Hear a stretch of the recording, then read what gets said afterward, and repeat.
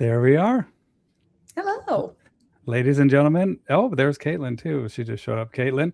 Oh, well, we just started at Katelyn, but so we have multiple guests here. Ladies and gentlemen, welcome to another live stream on the Bow Wow Bill YouTube X and Facebook. And real quick, one thing, if you guys like what I do, please consider supporting me on Patreon. And I promise, Heather and I were talking about this earlier, I promise I'll start coming up with some new content. But for you guys that are there, even though I haven't been uploading anything, you guys are still there. And I sure do love you. I sure do appreciate you guys. And I will start uploading. There is a lot of great content on there. There's some unique interviews that I have. Actually, I have, you and I are on a Patreon only live stream that we did, Heather. But so today we have a special thing that we're doing, and this was Heather's idea. And Heather, do you want to first make an introduction and then tell everybody what we're up to today?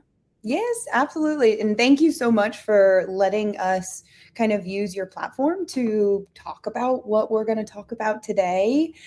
So for those of you guys who don't know me, my name is Heather Lowell, and I am a dog trainer, and I specialize in aggression and behavior modification cases. So I'm typically not the first call or the second or the third. I am the last before the dog is going to be put down because of behavioral issues. So that has led me to work closely with a handful of different rescue organizations that I am very passionate about helping.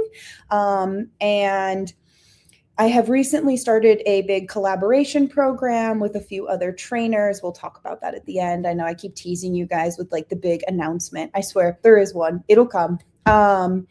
But part of what we want to do here today is we are going to bring on a couple of people who worked very intimately in rescue, whether they founded a rescue, are currently running a rescue, or had some kind of close tie to rescue. And we picked these rescues specifically because we are looking to bring awareness to the good rescues who are really helping dogs. So not the rescues that are going to the shelter and pulling one cute dog that would likely get adopted anyway, and then, paying the $50 adoption fee and then rehoming it for $2,500, because those do exist.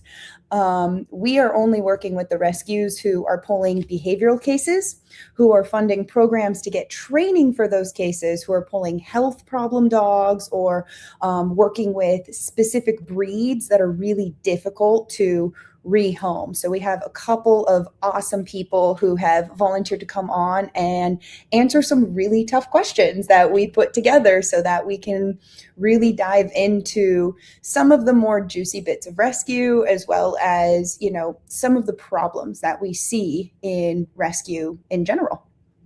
Yes. And another problem that I see with rescues is their adherence to certain training philosophies that might not hold water. Sometimes I see that they get a little bit, a little bit insistent on finding too much information. And I know that they're placing dogs, but some of the questionnaires that I've seen from rescues, I'm just like, oh my goodness, they want everything, including your bank account number and like your blood type and your firstborn. So I mean, we could talk. Sometimes I get a little silly where there's plenty of dogs in the wings, and I just see that there are great dogs that are not getting adopted because maybe there is a disconnect on how to deal with these dogs, the people that should have them, and yep. And we have lots of people joining us. What's up, Michael Bishop's here. We got a lot of people in the YouTube channel. What you doing? All this. Fantastic.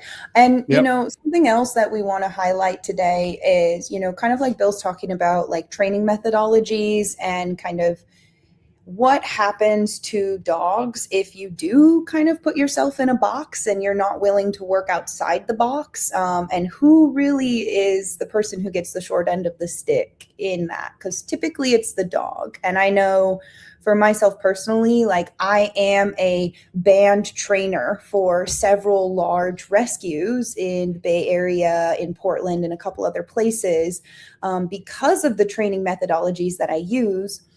However, I've also saved a lot of dogs. I think per my Yeah. last count, I've touched 8,000 dogs. And, Yes. So And I'm in the that's mid what we're going thousands to talk as about. well. Heather, I did tag you in the live stream. I don't know Oh, if you can fantastic. share it to your audience. I don't know if Yes. there's a share button on the StreamYard here. But and you guys are welcome. We're on Facebook. Bow Wow Bill, all of our guests, Katelyn, Susan, Alex. If you guys want to share this to your audience as well, and if need be, then I can possibly work on tagging you. The first person that we are going to be talking to, her name is Susan, and she is in California. Well, tell me about Susan. How did you get to meet her? And then we'll bring her up. Yeah, so Susan is one of the coolest people I have ever met. And oh my gosh, I don't even think I can remember when we first met because we worked together for so many years. Maybe it was through like some kind of volunteer thing. It's hard to remember, but basically, Susan used to work with a rescue that was specific to German Shepherds. And Okay. I fell in love with this rescue and with Susan because they, in my opinion, were really rescuing dogs. Like I said, they were pulling dogs who had health issues and behavioral issues, and they were putting a lot of work into their dogs and also into like educating their fosters. And so I would take a couple of their dogs, their kind of like worst case scenario dogs, into a board and train and evaluate them and work with them if we were, assessing if they could be homed or like what we could do to try and get them placed in a home. And then I would also on, once a month or once every other month when I had time, I would give 1 to 5 hours of my time, depending on how much I had for the weekend. I would show up to their adoption events and I would run a free workshop for fosters and owners interested in adopting the dogs, where we would just give them some free training. And I also ended up personally training a couple of Susan's dogs, which they were fantastic. I love them. I'm also very partial to German Shepherds. They're one of my favorite breeds. Same. And I'm curious, I'll ask her when she comes on if Archer was always going to end up being her dog or if he was just a foster fail. So I'm curious about Archer because he was a very, very fun case that we took on. And I know that she was the director of dog operations and shelter evaluator as well. So let's go ahead and welcome Susan. Welcome, Susan. Howdy. Thank you for joining us today. Absolutely. Do you remember how we met? I had reached out to Koru Canine because we do foster trainings. And you were one of the trainers that came out, and then you offered to work with us locally, and because Ray flew out for it, and there was 4 right. We did the seminar for you guys. Yeah. I remember. One of the things we had talked about when I was on the board was, the big pushback was, some of these dogs just can't go into our foster homes. They're not, so we talked about, so how about we make our foster homes better able to handle rescue dogs? Love it. That seems like a great place to start. Yeah. So we had really good turnout too. We had a lot of people show up for the trainings. I would say everybody there learned something. I mean, most people were overflowing with, what a great opportunity. And, but yeah, that's how we first met. And then you started coming after adoption days in Danville. And for fosters to work with you afterwards, just to see if they're having any issues with dogs. And then of course we sent several dogs to you for training, me personally, my daughter. But the rescue sent a number of dogs to Heather for training that when it was, they had some issues that need to be worked out. And so it ended up being a great partnership. for us to have somebody to rely on that we could call and even just ask questions was huge. So Yeah. really appreciated. Yeah, no, I loved working with you guys. Mm-hmm. So we have a couple of questions that Yep. we wanted to kind of talk about on today's podcast or live stream, to kind of get to the root issue of where the education is when it comes to having difficult dogs and rescue dogs, Mm-hmm. and just, education in general is so critical. Mm-hmm. I know that, you know that, and oftentimes it's really, the issue is really not so much the dog as just people's inability to handle certain situations, because it's very Mm-hmm. hard to find information on how to handle difficult dogs. There's a Absolutely. lot of garbage on the internet on how to do it. Absolutely. And occasional gold nuggets. So the first thing that I would like to ask you is, what do you think is the biggest flaw in the rescue industry as a whole? Expectations. Mm. Me, especially working with German Shepherds, I expect dogs to be flawed. I expect that they may have had a less than stellar beginning, and probably need a lot more help than a dog that went from a qualified breeder to a family that knew how to handle it. I think, and I even stress to people who bought dogs from a breeder, see a trainer, especially German Shepherds, Malinois, Dutch Shepherds, see a trainer. You need to work with somebody. They'll help you build the bond with your dog. We actually had set up a program for training where you put down $100 deposit when you adopted the dog, which some people squawked at. They had to pay a whole $350 to adopt a dog. After we put several thousands of dollars into, getting them ready to be adopted. But so there was a $100 deposit. And when you completed, I can't remember how many sessions it was with a trainer, you got your $100 deposit back. So that was to encourage people to work with trainers to help integrate the dog into the home. I think that people adopting German Shepherds have expectations that are not accurate. One of the people that wound up on the board for a while, her thing was, they want family dogs. They don't want dogs with problems. They want family dogs. Get a beagle. Yes. See, this is why I love you. Well, it's frustrating. You're getting dogs who have been mistreated, malnourished, medical problems, locked in a shelter where German Shepherds do not do well. None of the Shepherd type breeds do well in there. And you expect them to come out and go into a foster home with no issues and get adopted and just be great canine citizens. And it doesn't work like that with them. No. One of the main reasons that I stopped working with them was because they made a decision that they were only going to pull adoptable dogs. Those dogs can be adopted by the shelter. The rest, they don't need rescue. It's the dogs that don't sit cute in the kennel run that get the front kennels. It's the dogs in the back that we used to go look at every week that need assistance and need training. And, so I think the rescue has, a lot of rescues have poor expectations or unrealistic expectations. And I think adopters have unrealistic expectations. And somewhere you got to coordinate it so it meets in the middle. Absolutely. No, I love that. And I agree with you. And I even remember going to the shelter with you a handful of times to, evaluate certain dogs that were deemed, entirely unadoptable. Yep. And with these unadoptable dogs, have you seen them have success in being placed in a home ever? There's one on my couch right now. Archer. Yeah. So there is, even though they are labeled unadoptable, even though they're a high maintenance, German Shepherd can be a high maintenance breed in general, right? But then once we're in a shelter, we've had a lot of different pictures in this dog's mind about what the world is about. It's scattered. Yep. They don't know what to expect. They don't really have the structure.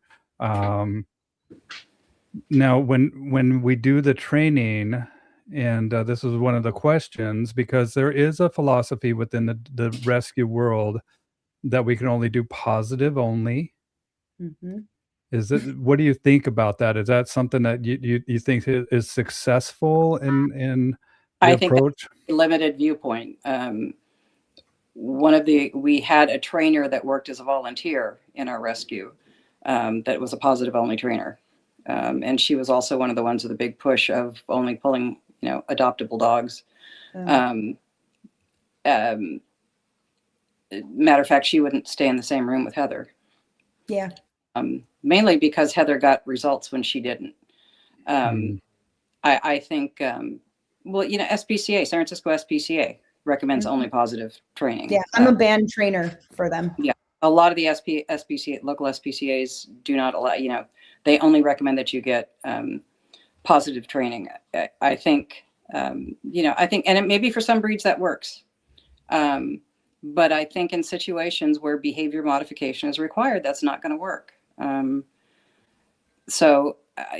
think it's narrow-minded. I think it's narrow-minded in a rescue where the dogs have specific needs, where they tend to, be extremely intelligent, will outsmart you at every turn, and they need more than what they're going to get from positive training, positive yeah. only training. Yeah. Yeah, I like what you said about narrow scope. Yeah. And for me, I think the issue is education, right? I think not saying that people are uneducated, like in that sense, but that you don't know what you don't know. Mm-hmm. And, the difference, like you're saying the results, like I do remember the trainer you're talking about, and I remember how uncomfortable they were whenever I would rehabilitate a dog and then we'd adopt it out. Mm-hmm.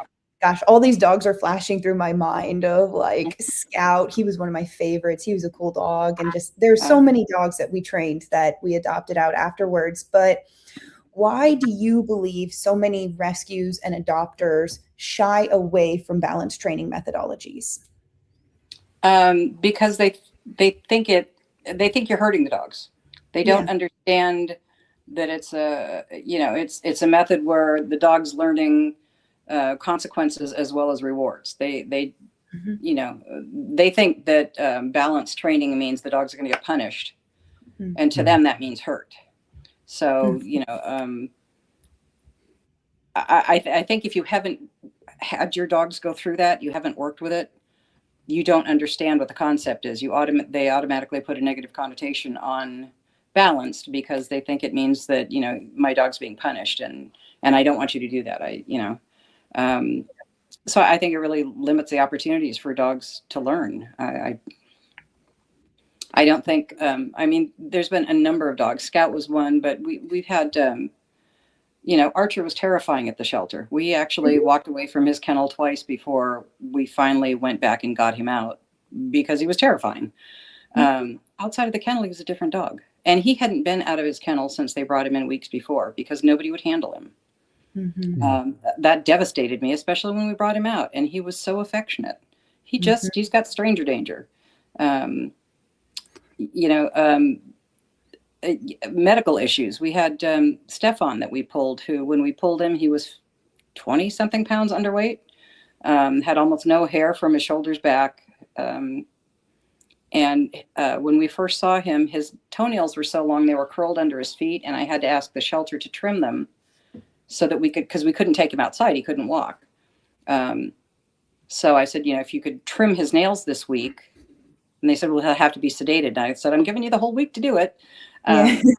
So they did. And we came back the next Saturday. His nails were trimmed. We took him out. He had the goopy eyes, the cough. He was a mess. He cost a fortune in medical. He's a hunk. He was the biggest love bug and the goofiest dog. But, he took specific training. He used a little butt nipper. He used to go, any dog that walked past him, he just wanted to nip him in the butt. He took specific training, and I don't know that a positive only training would work for him. So I think when people limit the type of training they're willing to use with their dogs, they limit the opportunities the dogs have.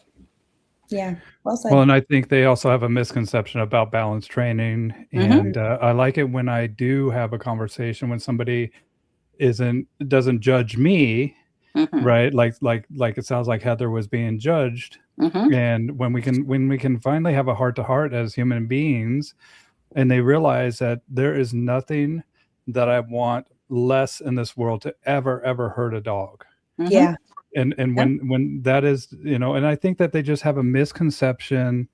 The terms and need to be defined thoroughly. What do you mean by when we say punishment? What do we mean when we say correction? What do we mean when we say balance, negative reinforcement, all that stuff? I And think the that tools. when the tools, when do we use them? How do we use them? Here, Yes. you feel this. Do you and be able to apply the techniques that we use in a manner that they can feel it themselves to get a better understanding and realize that, look, man, there are people out here that are affecting change. And one thing over the hundreds of interviews that I've done with people, what I've found is that people have gone to these people that adhere to a purely positive methodology. It did not work. And so they sought out another trainer that did an effective modification with their dog that worked.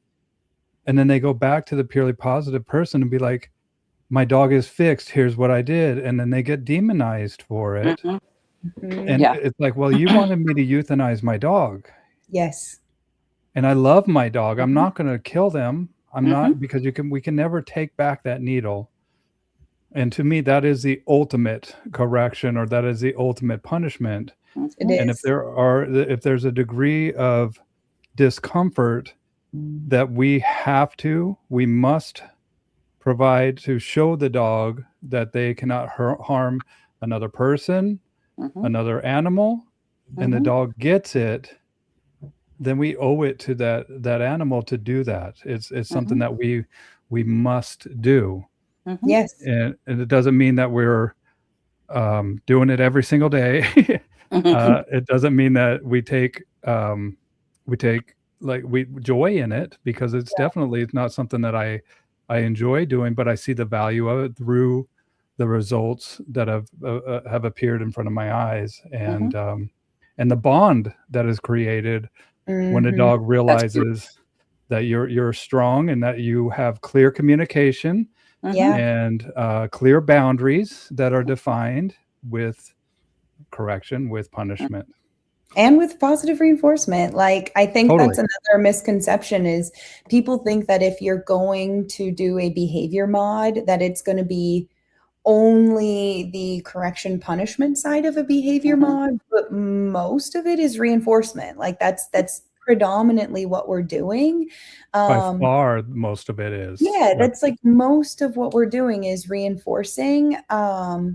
But we're also, for me, I can't abide by the death over discomfort mindset of certain people, that if what needs to happen for that animal to literally live in this world, because this world was not made for dogs, is to use a little bit of discomfort to help guide them into an appropriate behavior or stop an unwanted behavior. If they would rather the dog is killed at that moment, I can't even take those people seriously. I can't even look them in the eye. I don't know what to say to that. Breaks my heart, because I've seen too many dogs that that didn't deserve that. And Same. I want to swing by the comments, you guys. We got a lot of people joining us. We got Amy. Hi, Kylie. Got people that are late. Don't be sorry. Share this, everybody. Everybody's saying sorry they're late. People trickle in. Hey, Lucas here. Kashi's all the way from India. If you guys have any questions, we'll get to any questions at a later time. But let us know where you're watching this from. And what's up, Mark? Great to see you all here. So wonderful.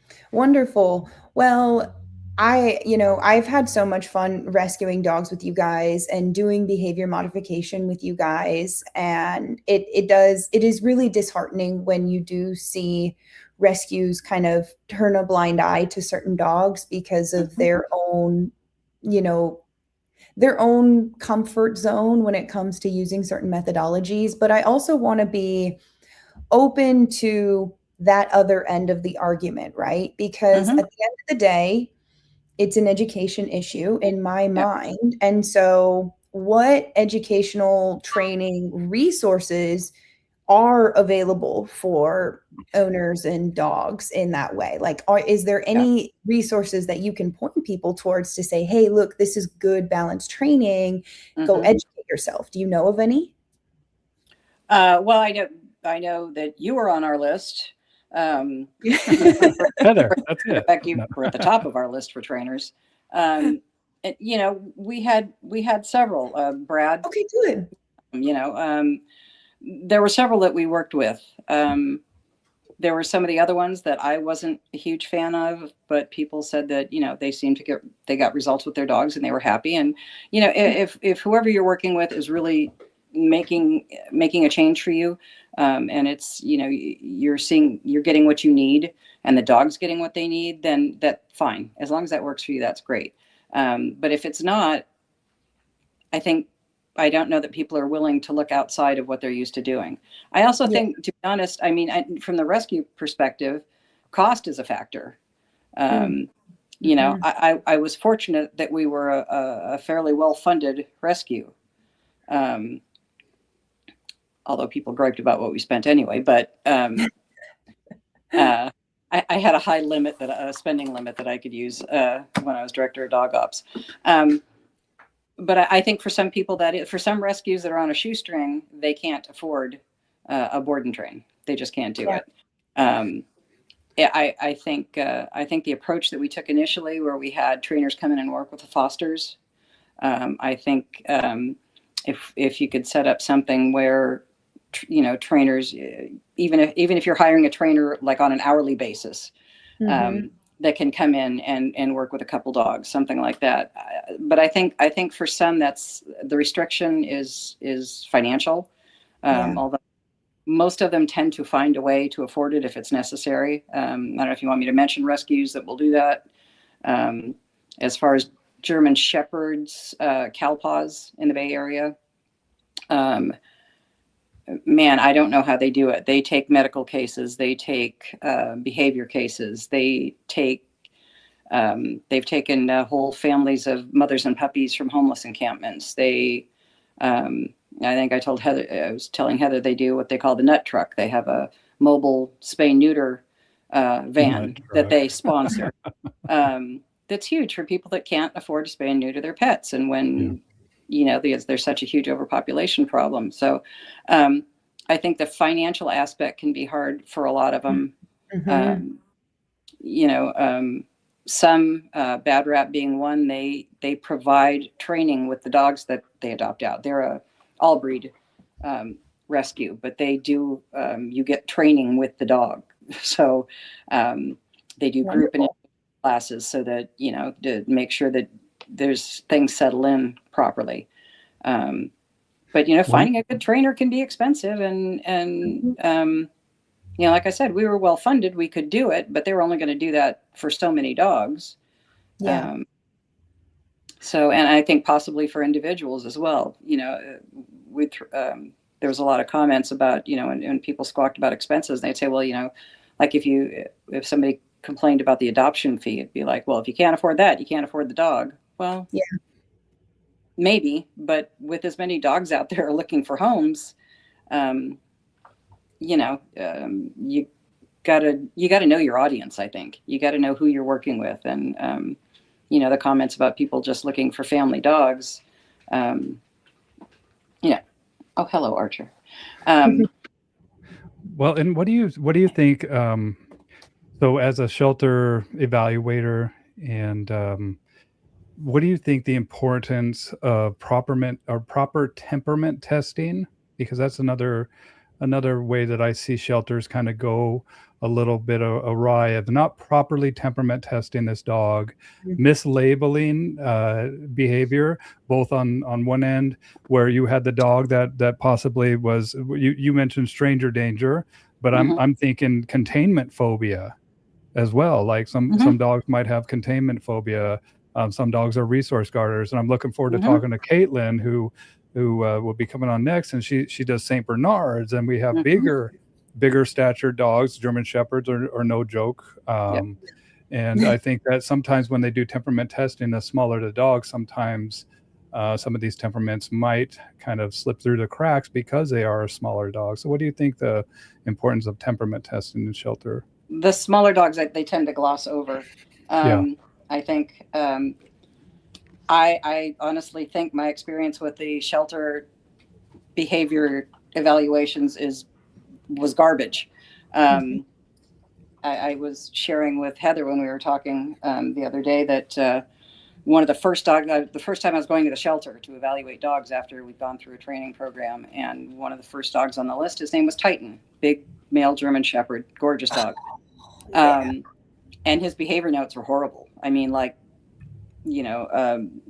growls, dangerous. And so I was talking to the regional dog manager on my way there, and I'm like, yeah, so I've got this list of dogs to look at. I don't know about this dog Titan. His behavior notes are really bad. And she goes, throw those out the window. What are you looking at that for? You got to go in there. You got to go in there with an open mind and look at the dog that you're seeing.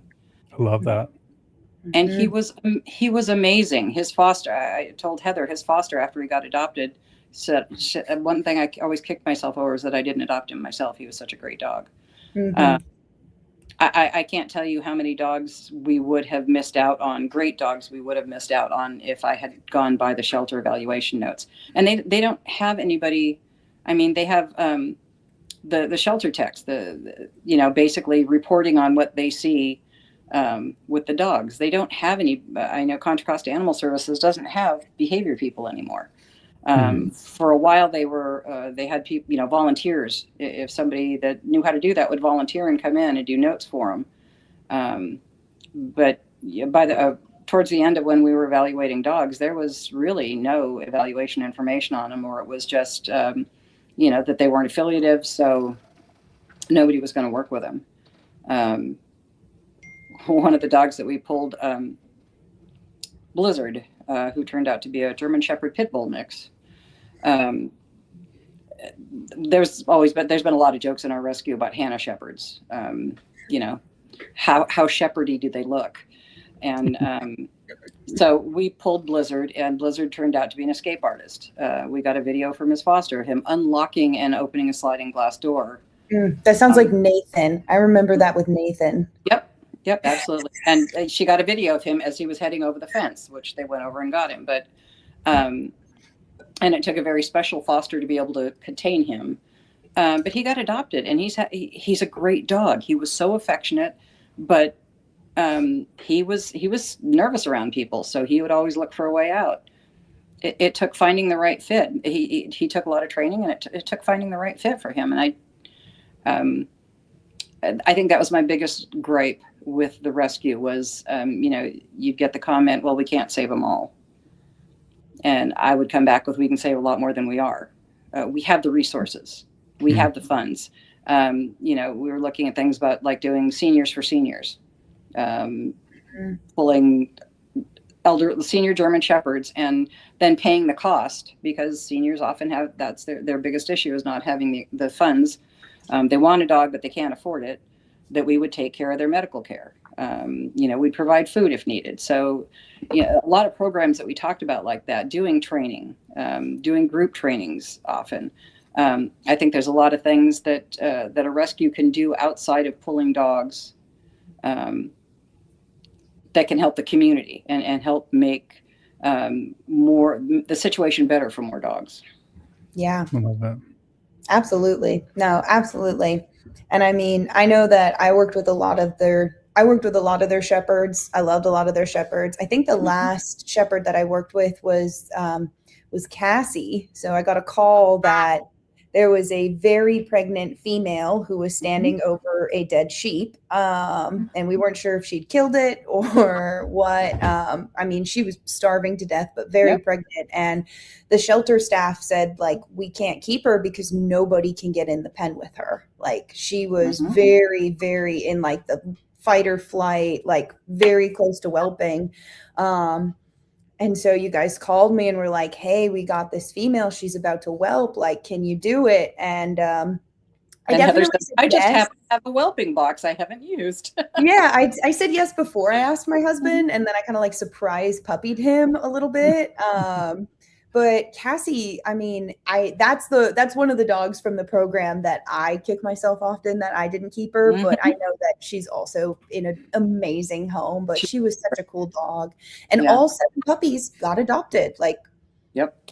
we did it. Well, and that was a joint effort too. I mean, the screening of adopters and everything. I know, Bill, you mentioned that some of the adoption questionnaires seem, crazy. And some of them, I've heard people who turn people down for the silliest things, but, mostly it's just try to get information. What are you going to do with the dog? How much time will you spend? I've had people say, I can't get a dog because I work all day. They sleep all day. Mine sleep all day, or they're playing out in the yard. They're chasing squirrels. I mean, I think if it gets too restrictive, because one of the questions on ours was how many hours a day are you away from home? And I probably wouldn't have qualified to adopt any of my dogs that I adopted. Yeah, I don't think I would have either. Yeah. Well, I think that people get power drunk on little bit of power that they have, and sometimes I've seen where they have to do on-site evaluations where they have to tour your home and all. Yep. And I'm just I like, like that. We did that. Well, and, Yes. and it's also mainly checking fences. Yeah. And Okay. gates to make sure. Matter of fact, my husband and I went and did a home visit for a woman in Clayton that was going to adopt one of our rowdy dogs. And she had a big side gate that was too high. It was open too much on the bottom, and he could have just slipped right out. My husband actually went and got some wood and came back and tacked up the bottom of her gate for her. And he was like, all right, your house is approved now. I mean, it was a gorgeous home out in Clayton, but she just had this one problem with the gate, and hey, now it's fixed. So somebody else might have said, the gate's not secure, maybe call us back again when the gate's secured. But, you do what you have to try, and it was a good home. So let's make it work. So I think, and sometimes they're limited on the amount of staff they have, volunteer staff, because nobody in our rescue got paid. So, it was all volunteer. So it's, whoever was available, however many people you could have out there evaluating. We'd have people that came in that had put in an application. They come to an adoption event just to see what dogs are there. And we've had adoption counselors go to their house right from there, because the only thing that hadn't been done was the home inspection. So they'd go to their house right there and inspect it and come back and say, yeah, they can adopt the dog. So, it's all a matter, I think it's timing and what you have availability of people's time too. Yeah. Awesome. Absolutely. Well, we got a couple other people that we're going to be bringing up. Okay. And Susan, I want to thank you for your time today, and thank you for what you do, and give your dogs all a big scratch from me if you don't Will do. mind. Will do. And is there so you've kind of gotten out of it a little bit, right? Are you not in the rescue world anymore? I kind of help a little bit with some, promoting other rescues, but I don't, simply because, as I said, we were a well-funded rescue and had a significant amount of money available, and they had made the choice that we weren't pulling dogs. I mean, the year I left, I think they only pulled something like 9 dogs. I left like in April. And that year they only pulled 9 dogs because, they didn't want to, the argument was, we don't want to have to kennel any if we don't have fosters. I'm like, well, I would rather get a dog out of the shelter into a kennel, get them vetted, and then work on getting a foster home than having the dog die in the shelter because it's overcrowded. So, and, because we have the funds, I could see if we didn't have the money, we couldn't do it. That makes perfect sense. But if you have the money, we should be spending it on rescuing dogs, not sitting on it and worrying about how much we're getting for our next fundraiser. So that I just couldn't work with it anymore. And when they decided that they were only, they came down with an edict that we are only going to pull adoptable dogs, it was, I can't do this anymore. And I honestly, I had put so much of my heart and soul into it that the thought of just going to another rescue right away, I was like, nope, I need away from it a while. So I've been kind of easing my way back in, but it was my second full-time job. Yeah, you were always at every event. Yeah. Well, when you're Yeah. back in, let us know so we can do another one of these with you. And we'll Absolutely. spend a lot longer time when you're ready. And I know I've had to step away myself from the rescue world because it does require quite a bit of emotional commitment as well as Yep. time and money. And I just didn't have the emotional bandwidth, but I feel a draw to help dogs that have been written off as unadoptable or Yep. that we can't help them, because I know that we can, and that's the purpose of our conversation. So Absolutely. Absolutely. let us know when you're back into it, okay, Susan? Will do. Yes, thank you so much. It was so good to Of course. talk to you. You guys too. Thanks a bunch. Thank you. Bye. Bye. She's awesome. I She's told you, awesome. man, she's so cool. Like it's so disheartening because we've talked a lot about this, and there was a couple rescues that I didn't work with because they would make a similar choice of they would only pull in their mind what they considered like adoptable or ready to go dogs, and in my mind, that's not rescue.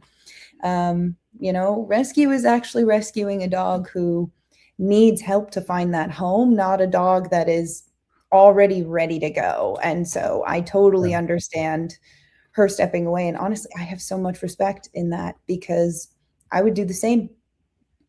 Yeah, absolutely. I mean, that's the purpose of our talk today is the announcement that's going to be coming after we talk to these rescue folks about the program that you're going to be launching.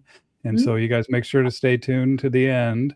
And we're going to bring on another speaker. Now, Katelyn Wilhelm is a co-owner and creator of St. Bernards, which is a big breed, Oh, yeah.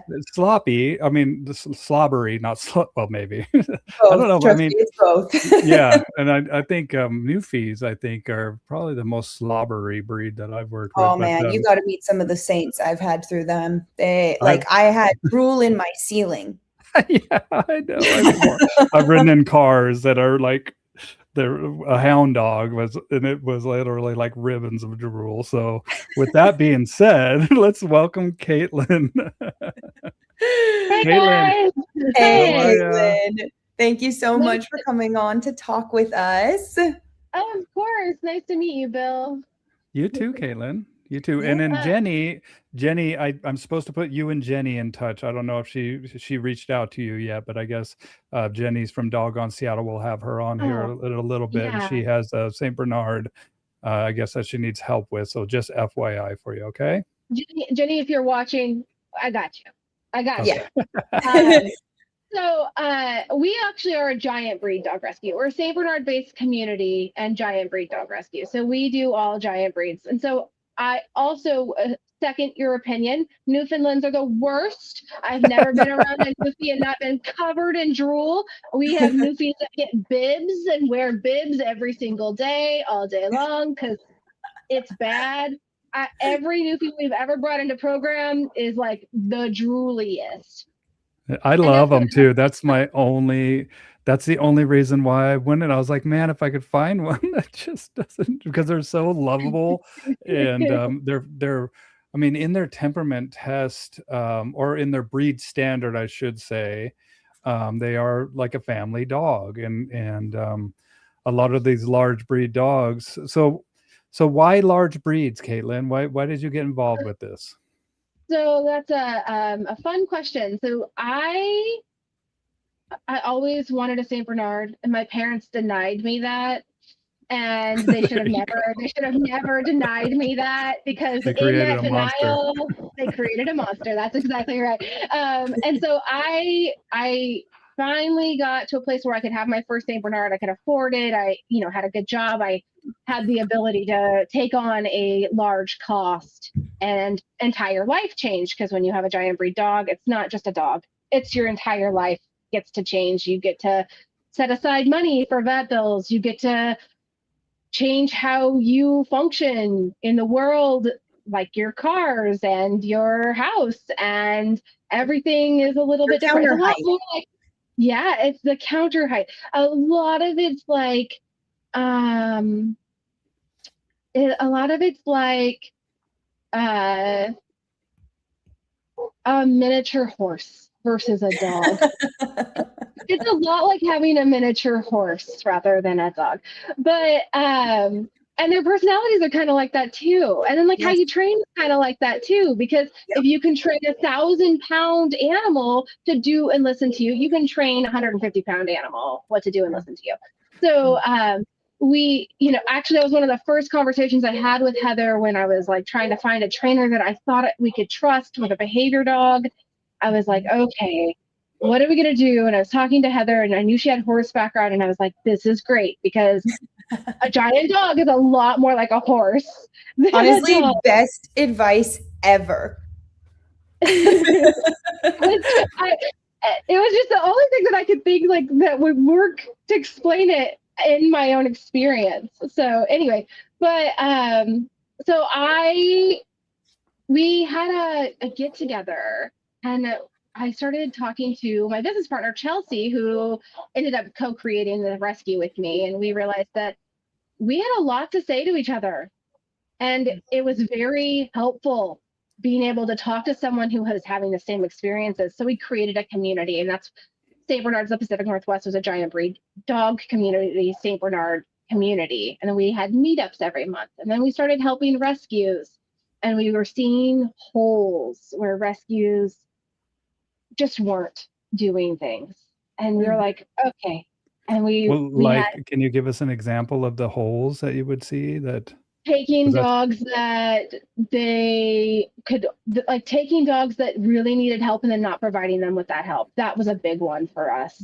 Like behavioral help or I got medical? a bonded pair. Yeah, both. Oh, okay. Both. I got a bonded pair as fosters, and they were on the street. They were dumped as puppies, and they're St. Pyrenees.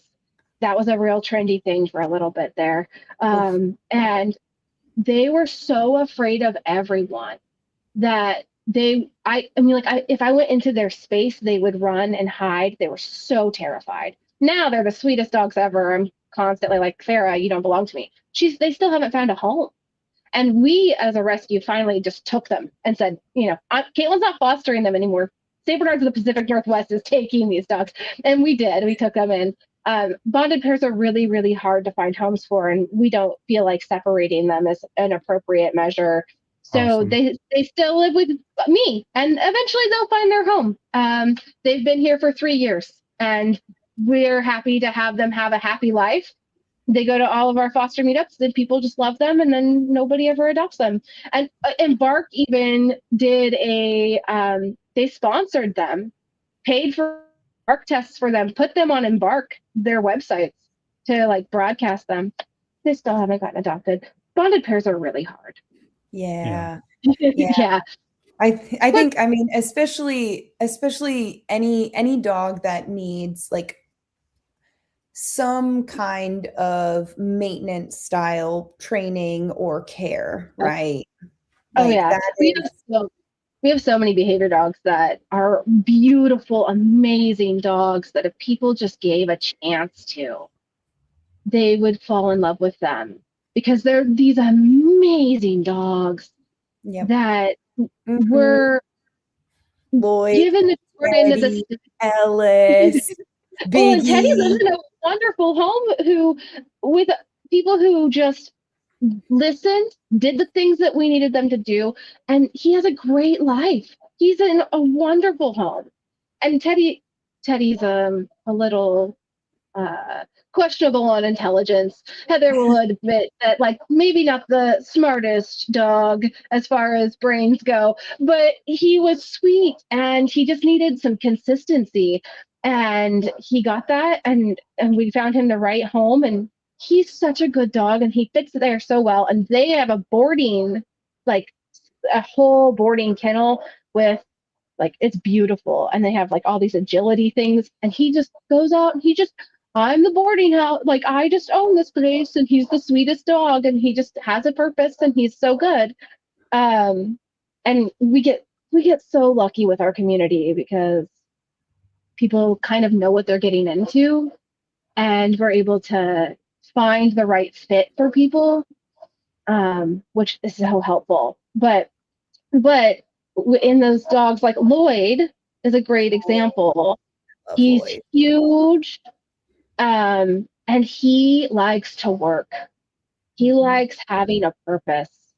He's never going to be a couch potato. He's never going to be a dog that just lays around your house and hangs out. And if you push him too hard, he's going to push back. And he's 180 pounds. Mhm. So, like, pushing back sucks. His head is like double my head. The bowling ball. What's the most common behavioral problems that you see with large breeds? Do you have one that sticks out to you? So, I would say right now we're at the trickle end of COVID puppies. And what that is people got puppies. And oh, isn't the St. Bernard puppy so cute? It's such a cute thing. And I'm going to let it get away with murder. Yeah. And I'm not going to train it when it's little and it's totally trainable. And then when it's older and I haven't socialized and I haven't showed it the responsible things that I need it to do, and now it's 150 pounds and it broke the door off my dishwasher because I was letting it stand there when it was 6 months old. But at a year, that's too heavy. And that's an example of literally a case I've heard. Or now they're taking me to the pavement on leash. That happens all the time. I'm being dragged. What's one of the main reasons why people surrender giant breed dogs? I can't even walk my dog. We hear that all the time. And then honestly, then it's like I get there, I take the dog and I walk the dog. And then they'll go, oh my gosh, I can't believe you got to do that. I hear that all the time. Or, oh, are you a trainer? I'm like, I own a rescue. Like, you know, I'm not Heather. And I definitely need a Heather. I'm going to post up a picture. I don't know who this is, but I just want to give people an example of what we're talking about here. Here, let's put it like this. Yep. So I have no clue. Maybe you guys know her, but this is week 2. Yeah. And as you can tell, now the person is the small one in the picture and the dog is the majority of the picture. And that's 1 year, you guys. So this happens really quick. And so we have to take the opportunity while the dog is, somewhat small, to install a structure, boundaries, expectations, manners, right? And before they get to this age, they're bigger than you are. Yeah. Like one of the dogs I'd love to talk about is Biggie, because that was personally one of my favorite rehab cases. He was like, what, 220, 230? That dog is the biggest St. Bernard I've ever seen in my life. Same. It's the biggest dog I've ever seen. Did I meet Biggie, Heather? I think I might have met him. Oh, you might have. He's the one who we had initially in training. We didn't have a muzzle that fit him, so I had to use a horse grazing muzzle. A pony muzzle. Yeah, that I could wear like a hat. It fit over my head. Hence the horse analogy coming true. We went to pick up Biggie, like the unseen, just like no. The thing about us is I don't say no. Sometimes I say yes, but you have to wait because I don't have a place for your dog. But I don't say no. So fight history, yes. This dog is scary, yes. I can't handle it, yes. Everything's a yes, and then we figure it out. We went and picked up this dog. We pulled into this driveway, and this dog is on a fence post and a chain, a cable, and the dog hit the end of that cable, and the fence post went like this. And I was like, oh. And he was just snarling, spitting, mad. And Chelsea and I looked at each other like, okay. So we got him in the car. We had the man put the dog in the car, and then I told him, I was like, okay, you can touch your dog. I cannot. So I need you to take the cable off him, put my leash on him, put him in the car. And he's like, and then what? I said, and then I'm driving away. And he Yeah. was like, what? We got to my house. By the time we got here in Bremerton, we picked him up in Portland. By the time we got to Bremerton here, he had gotten used to our smells and he was okay. So we got him out of the car. I put him in a kennel. I have runs, and he got to decompress. The next day I gave him a bath because he was filthy and he was not the sweetest, but he let me do it because he understood that, oh yeah, I got to.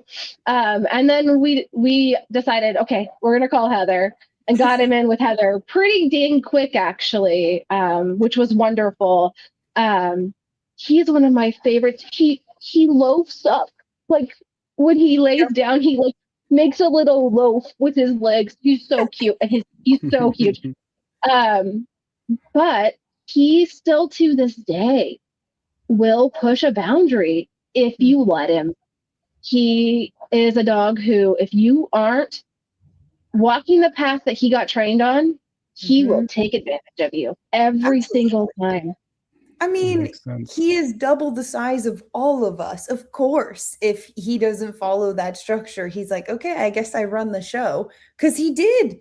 A dog that size that is very versed in using his size, his teeth, and his forward aggression and his noises to get what he wants. Why wouldn't he? It's been very successful for him in the past, so might as well. And it starts to establish a pretty concrete highway of, oh, this is how the world is supposed to work. I get things that I want by being insistent. Yeah, he was one of my favorites. I'm scary. If I'm scary, then I'll get what I want, and it worked for him 100% of the time. We watched school-age kids walk. Yeah, he was. We were like, wow, we are crazy. Sometimes you're crazy in dog rescue. Sometimes you're just crazy.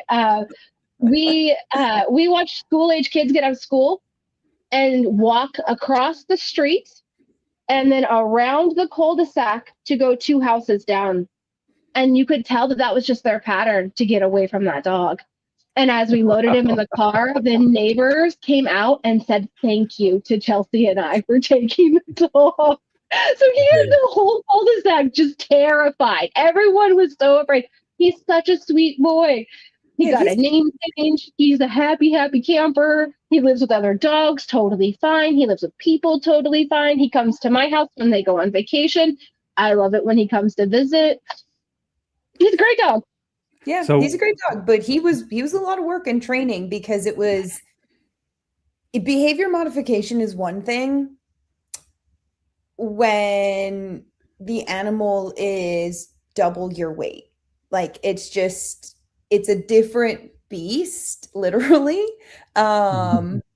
And so that's why he ended up being one of my favorite dogs, is because immediately, like, I remember I didn't even go into, I have like basically a kennel set up in my garage for the St. Bernard rescue. And it's like, hey, if you've ever got like a really serious dog and I'm not home, like let yourselves in, pop them in the kennel. We'll deal with it. Like we'll find a way. Like, I'm with them on that. Like we'll find a way for the dogs. And so I came home to him already loaded into my kennel, and I just like opened my garage and put my head in, and I thought for sure he was going to come through that kennel, like in the first few minutes I got home. And so immediately I called a couple trainer friends and I said, hey guys, we're going to have 3 hands on deck for the first few days that we're working this dog, just so that we can keep him safe. And I mean, he's so perfect. Like he ended up being really perfect. It's like most behavior mod cases, like, you know, once we fix the underlying cause of the problem, which is like aggression is not actually a good way to get what you want. There are better ways. Like, let me teach you the better ways. He's fantastic. I love him. Well, and I think another challenge for him was we had to change equipment, because the equipment that you had and I had was still too small for him. Yeah, we had to put him in a like I had a Martin Systems collar that I had to do like a custom bungee on to fit around his neck with like a clasp, because like you also like initially I couldn't get anything over his head because like we didn't know each other very well yet. And so, yeah, I had to do like a large Martin Systems with like an extra elastic band. And I think I ended up putting 2 elastic bands clipped together to get like the actual size of his neck. Yeah. Well, and what I want to say too is, well, I want to ask you, Katelyn, do you think that a positive only approach would work with this guy? Oh no. No, Why not? It just first of wouldn't work. all, this dog was able to bully anyone. If you just got, like, if someone random just went and got treats out, he would just bully you into dropping them. Like, he would have scared you into dropping. He'd rob you. He'd mug you. Someone would have mugged you. You would have dropped the treats and ran away, and he would have been like, "I win. I got what I wanted," and he would have learned nothing. Like, that's just not an option for a dog like that. And I think that, I mean, you guys were talking about this with Susan, and I was listening, but like very often people confuse like what STEM is and how we use STEM as part of a correction. And it's really no different than how dogs talk to other dogs. You know, like, hey, I don't like that. And so, and the thing with all dogs, every dog in my house that is behavior trained or e-collar trained. Did I lose you guys? No, you're good. Here. Oh, there you go. Sorry. Anyway, when I get out that e-collar, they are excited. They're so happy. We're going somewhere. I get to go and have an adventure. I get to go on a walk. I get to go to a meetup. They do not see that as a negative thing. They see it as only positive because it means I get to go and be and do things, right? It means it means freedom and good experience, right? And that's when we properly, and there are improper ways to use these tools, just like there's an improper way to use a harness. There's an improper way to even use treats, you guys. So yeah, and absolutely. a lot of people misuse harnesses with giant breed dogs because there's pulling harnesses and there's like non-pulling harnesses, and a lot of giant breed dogs are pulling dogs. So you Carding, get a harness on and and then you start pulling and they pull harder because they're used to being able to pull, and you're like, what is going on? And you have to use them appropriately, or you're not, the tool's not doing you any help.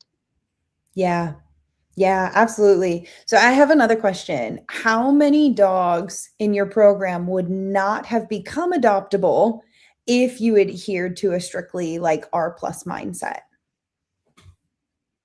Honestly, I don't think any dog in my program would only be, I mean, okay, I have puppies that I've adopted out before they're, 5 months old. They're in my program on an R+ mindset because they're little itty bitty puppies that are like learning how to sit and potty train. Like, that's about it. But but when they go into their homes, those people are getting told, like, you have to do training. This is puppy boot camp. This isn't all fun and joy and look at my cute little puppy. It's, we contractually enforce training with every single dog that gets adopted in our program. And if you don't do it and show us that you did it, then we are talking about coming and getting the dog. Fantastic. So how many dogs have you guys saved? Well over 200. I mean, I think we're like almost 400 and at this point, and we have 65 dogs in program right now. Wow, that's a lot of dogs. So that is 200 dogs that are truly getting saved, right? And like that's one of the reasons why we really wanted to talk to, again, like, in my opinion, good rescues, because those dogs need rescue. Like Biggie at the end of the chain, like it was only a matter of time before that chain snapped and it was on the news. Those dogs can cause some real damage. And I posted up earlier this picture This is from Getty Images from a long, long time ago of a dog carting some with a sled, pulling kids along, right? And so Yeah. Yeah. we utilize the harness to encourage pulling, and so that's one of the reasons why it could be misused if you don't understand the nature, the breed, the purpose of what this dog originally was bred for. Yeah. We have a newbie that just got adopted in Seattle, and they're training him to cart, and he pulls their wagon through like the grocery store, and it reminds me of the Grinch, you know, in the new Grinch when he goes into the grocery store and like pushes all the groceries into Max. It's what it reminds me of. It's the cutest thing. He just walks around Seattle with his owners, pulling his cart, just the happiest newbie ever. Oh, I love it. No, Lloyd, I did a lot of skating with Lloyd because he loved to pull. So I'd throw him on a harness and throw him my rollerblades, and I mean, he was the fittest dog And I'd skateboard. the fittest You giant. also you were Which one? longboarding with him. Oh You yeah. with Oh Lloyd. yeah. Yeah, I have video of you longboarding with him. Yeah. He was so cool. Yeah. And I have a question for you because, and this was on the question sheet, and it just kind of stands out to me. Have you ever had a case where a dog was almost given up on, but turned around? Yeah, we've had a few. Minx is one of them. I actually didn't have to do a behavior trainer with Minx. I was able to do that with them on my own. I use the same pattern or whatever as Heather would. It's just that sometimes I have time and sometimes I absolutely do not. And also Heather's a lot more talented than I am. But Minx is idiopathic. Oh, thanks. Minx has idiopathic aggression. And she was surrendered and was on a euthanasia list. And it's kind of a long story, but the people who originally had the dog, and they had given him to a neighbor, and then it went downhill. Anyway, their adult daughter went and got the dog and said, like, please don't kill her. And then they surrendered to us. This is a dog that bit me multiple times, because every communication skill she had was broken down, and all she knew was bite. She didn't know how to growl. She didn't know how to warn. It was, I don't like that, and I will bite you. And so we went and did isolation, you know, like not completely isolated, but we let her decompress. And then we started putting in routine. And then she's on fluoxetine because she actually needed it. Not every dog does, and it can be very overused, but this dog does need it. She just needed a little edge taken off. And we got that, you know, working really well for her, and then rewarded her for actually communicating with me. If she growled at me, I said, good girl, and I took a step back. Yep. And I haven't been bit better at. than a bite. Better than a bite. Right, exactly. I haven't been bit at or growled at or anything in over a year. And she is the best behaved dog. Like, if you tell her to do something, she's like, yep, I'll do it. And that was part of the reason why I didn't need an extra trainer, because she really was really well trained. It's just that she had this other thing in her head where she just couldn't get past not biting people. She has a weekend meet and greet, because with dogs like her, we do prolonged meet and greets. We do one meet and greet where we do hours at the house, make sure everything goes good. And then if that goes good and everybody's comfortable, I'm leaving her there for the weekend. If everything goes well, she gets to get adopted. And I'm really hoping it works. This dog deserves it so much. And what's her name again? Minx. Minx. I'm gonna say I'll say a little prayer. Well, hopefully they're listening. But yeah, I'm so excited that she goes on Friday. Actually, I have 2 behavior dogs on Friday going into meet and greets. And so I'm really looking forward to both of them hopefully getting placed. That would be What's the other one's name? Jack, and Heather trained Jack.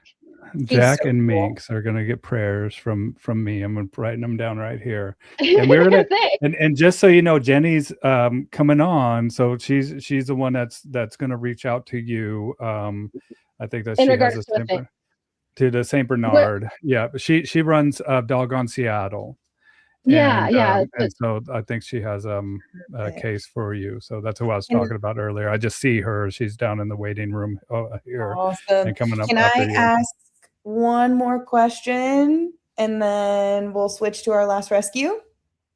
Sure.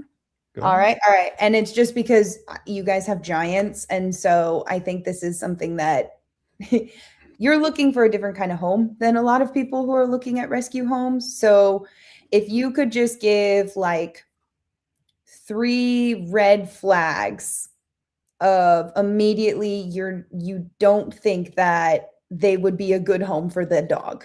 Like, what are 3 red flags that immediately in your mind you're like, nope, not going to adopt a dog to this person?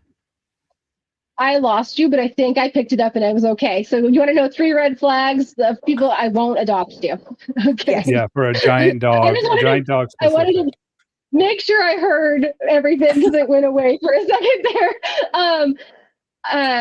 For us, like people who've never had a giant breed dog ever and have no experience with it have to be able to be flexible and understand that this isn't just a dog you're bringing into your home. This isn't like adopting another lab or even like adopting a husky. Like, it's just not. I mean, yes, you make changes for huskies too, for sure. For sure. My brother's got 10-foot fences and I mean, he's definitely changed his life, but it's a lifestyle change. You're changing how you function in a world, and you have to be willing to do that. And if you aren't willing to do that, then this isn't the dog for you. And that's okay. You didn't have to watch Beethoven at 9 years old and think, that's the dog I need.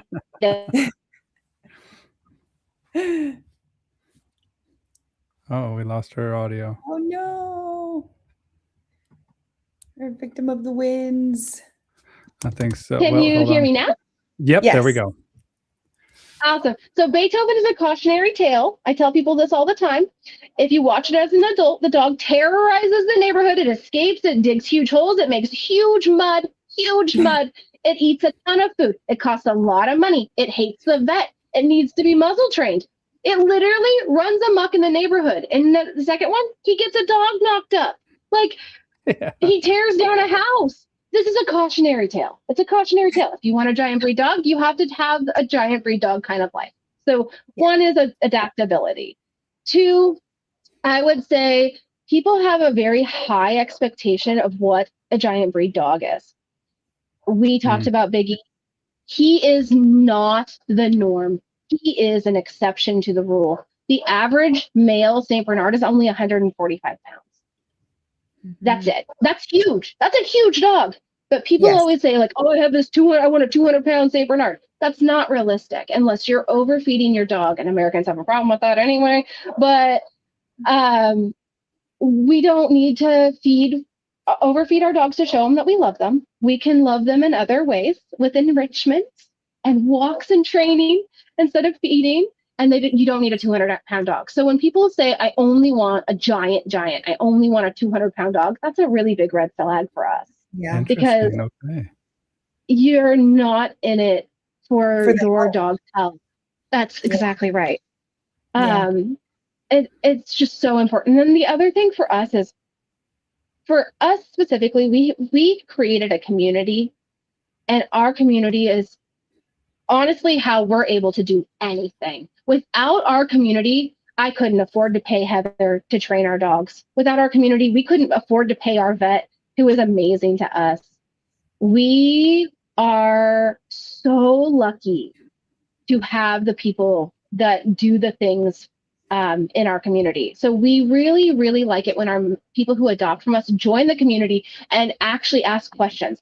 If you don't know, like, hey, my St. Bernard is coughing and his stomach is swollen, I don't know what to do. And you put that in our community, we're going to say, bloat. It's bloat. Like, you need to take your dog to the vet. Go right now. And that could save your dog's life.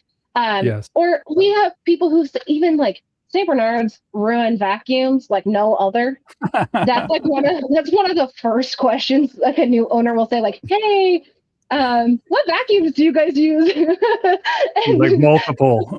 Yeah. So many, all the A shop vacuums. That's a good one. A shop vac is a good shop one. vac. Yeah, Yeah. they have a lot of hair. But like even just Okay. like expectations of like drool on your walls. What do you have to mop I mop my walls every month. Mhm. I literally mop the whole wall. It's Yeah. like there's so many different things that people just don't understand about a giant dog. So we just try to I think those are the biggest red flags for us.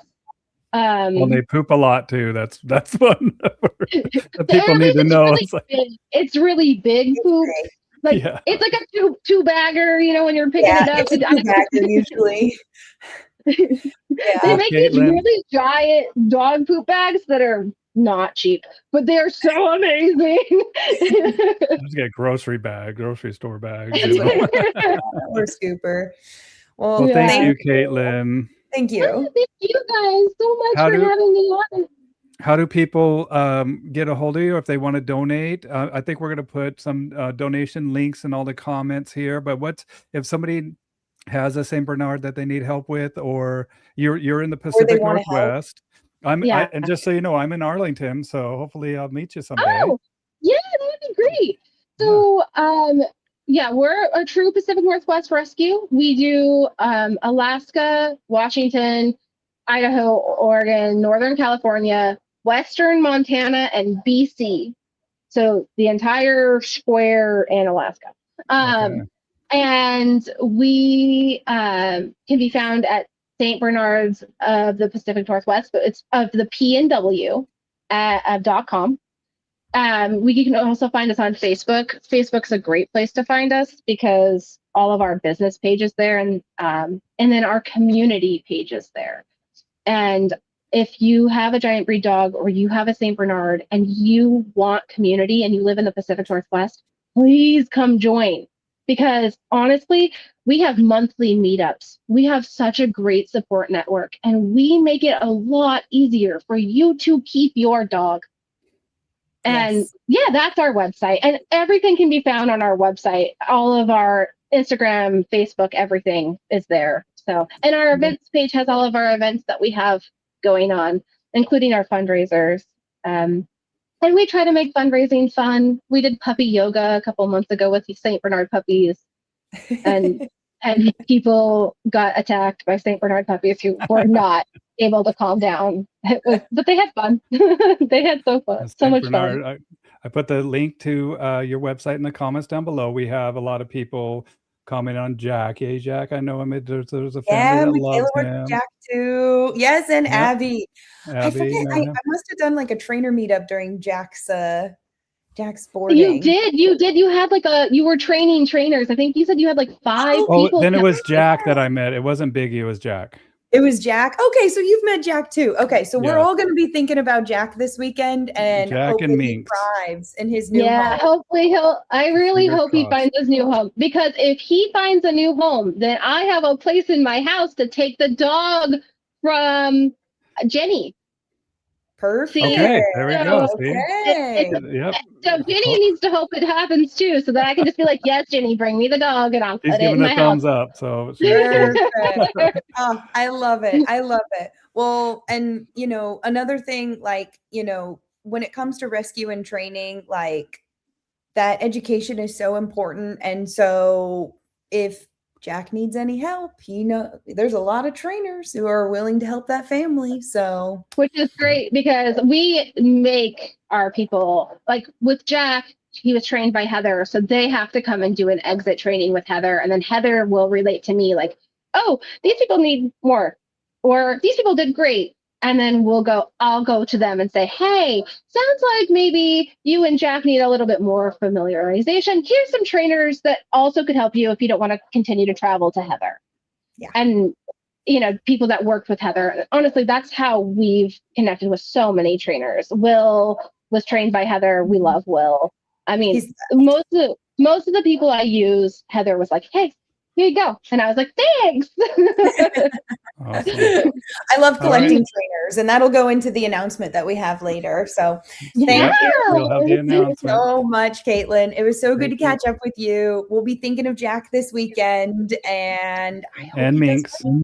And Minx, Jack and Yep. Minx, and the 2 dogs that got adopted yesterday. So like, Yeah, 2 dogs got adopted yesterday. We have another Let's one getting adopted. No, we have 2 more getting adopted this week. fantastic, fantastic. Yeah. You guys are the Yeah. best. Thank you so much. Thank you. And Thank you for Bye, having me. Katelyn. soon. Hope to meet Yes. you soon. Yes. Bye. Bye. All So many righty. cool people in rescue, man. Yep, and then we have one coming up who's not breed specific, that has the whole gambit, and I'm looking forward to speak with her. She's a dear friend of mine. Real quick, I want to just shout out the people. Let us know where you're watching this from. We got Georgetown, Kentucky, Gardner's, Pennsylvania, Indiana, Redmond, Excellent. Washington. Tanya is one of my clients.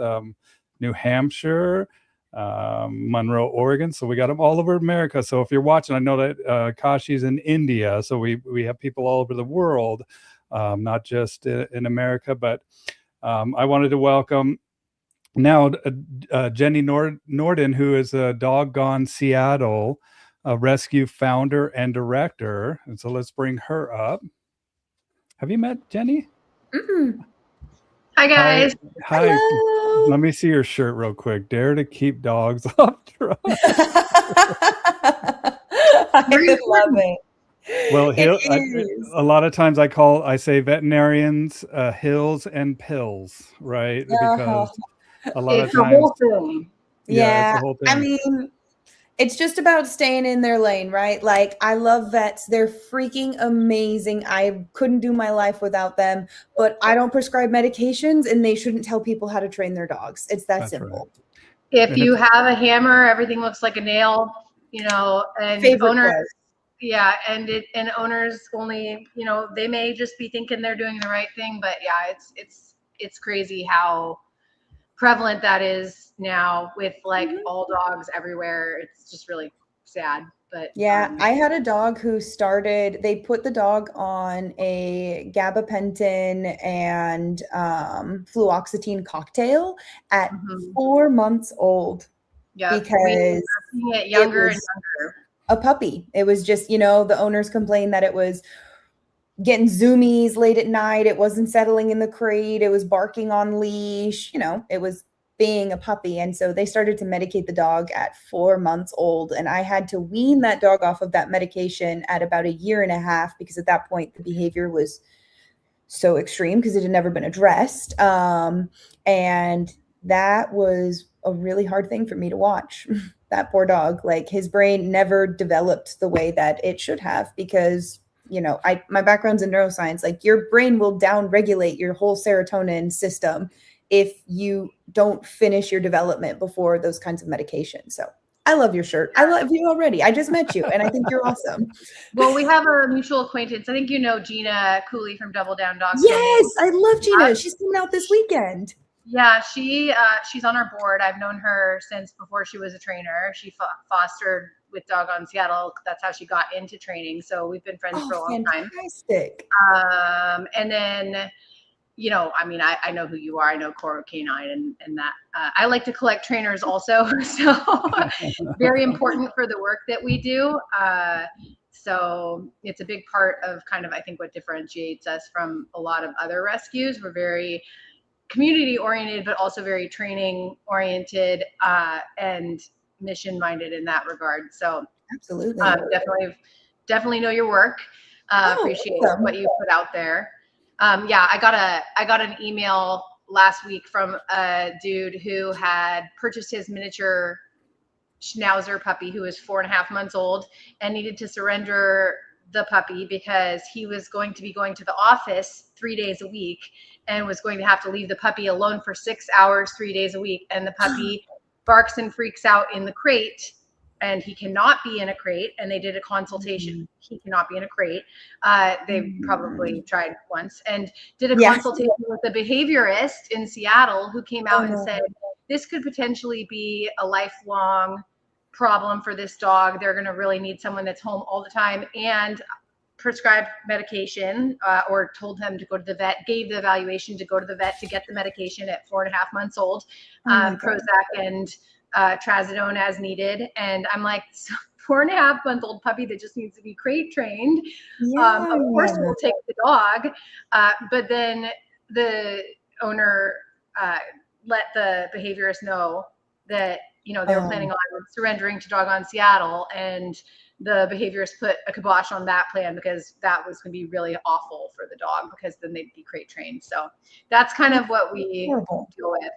Yeah, no, I mean, I just talked to someone who we were going to work with in the Midwest, who they have a super severe separation anxiety case. And I mean, the dog is now 8 or 9 years old and is like chewing through doors and windows and like ripping its teeth out and stuff. And it was because an initial trainer said, like, she put the dog in the crate and it was a rough day of crate training, and the trainer was like, no, like this dog can't be crated. And now this dog is facing behavioral euthanasia because this woman can't leave her home, like ever.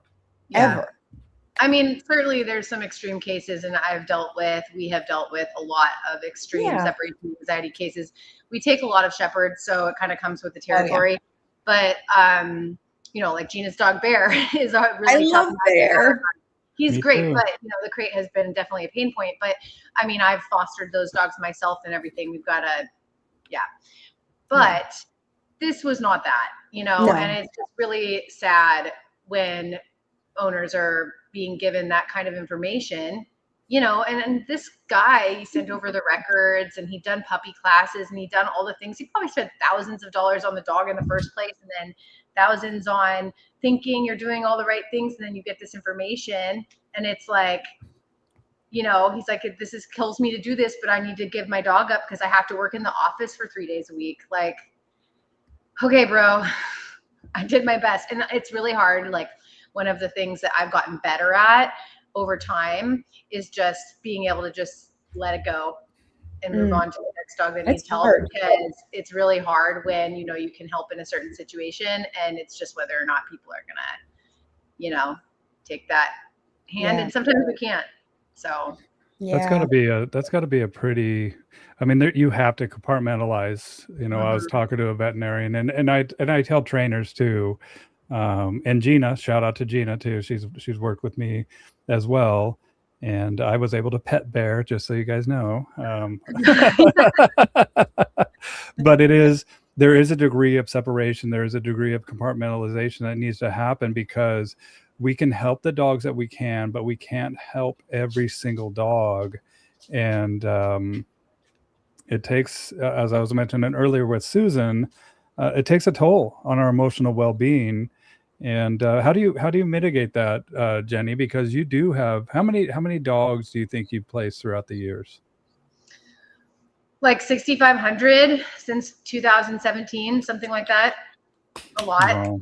That's fantastic. And the last couple of years have been a lot more challenging, and we've also kind of shifted. So after COVID and things get slower, it's like, how can we help more people while not necessarily increasing, you know, staff, which we just don't have the ability to do, because decreased adoptions means decreased program revenue, there's all these factors that you have to consider, and we just can't just take more dogs. Plus, when things are so much slower, your fosters burn out and they don't want to do dog. They want to do dog and then take a 6-month break and then do dog. So because we are foster based, it's very dependent on that community. So one of the things that we've shifted our focus on is really helping people in the community with keeping their dogs in their home if they can, with free training support, with just whatever. Sometimes it's just a phone call to help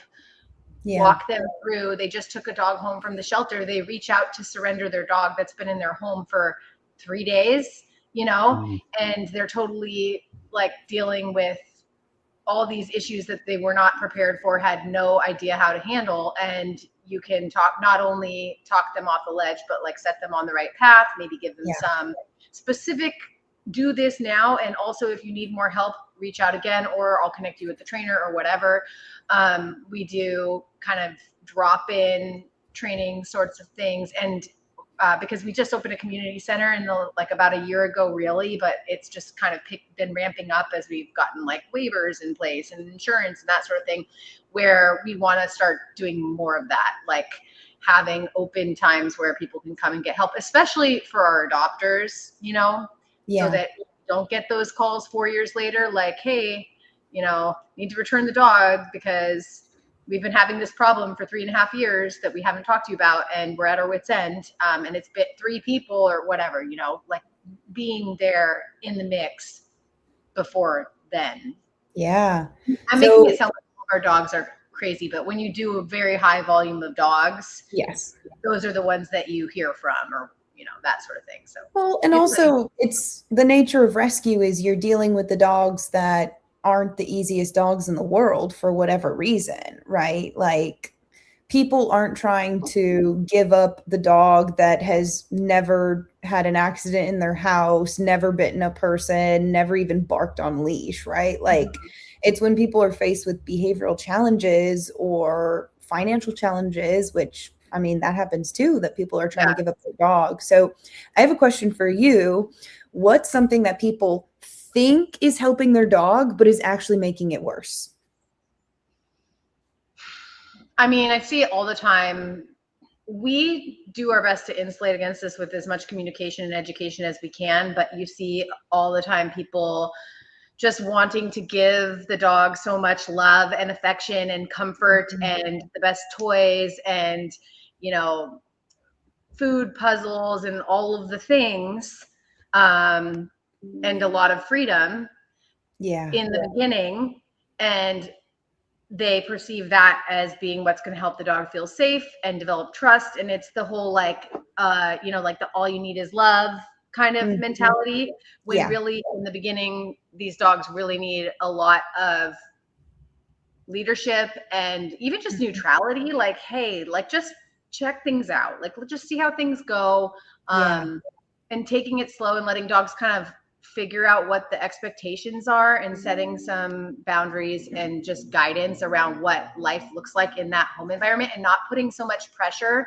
because what we perceive as love can feel really overwhelming to dogs, can feel really stressful. It depends on the dogs, of course, but that, you know, you get your nervous ones or your fearful ones that are going to be like uncomfortable with that. And then you have the other ones that are like not nervous and fearful, but you do that and you don't put in any guardrails. And now we've got all these pushy, obnoxious, demanding behaviors. No matter what kind of personality your dog has, they will benefit from taking a structured, slow approach to integration in a household.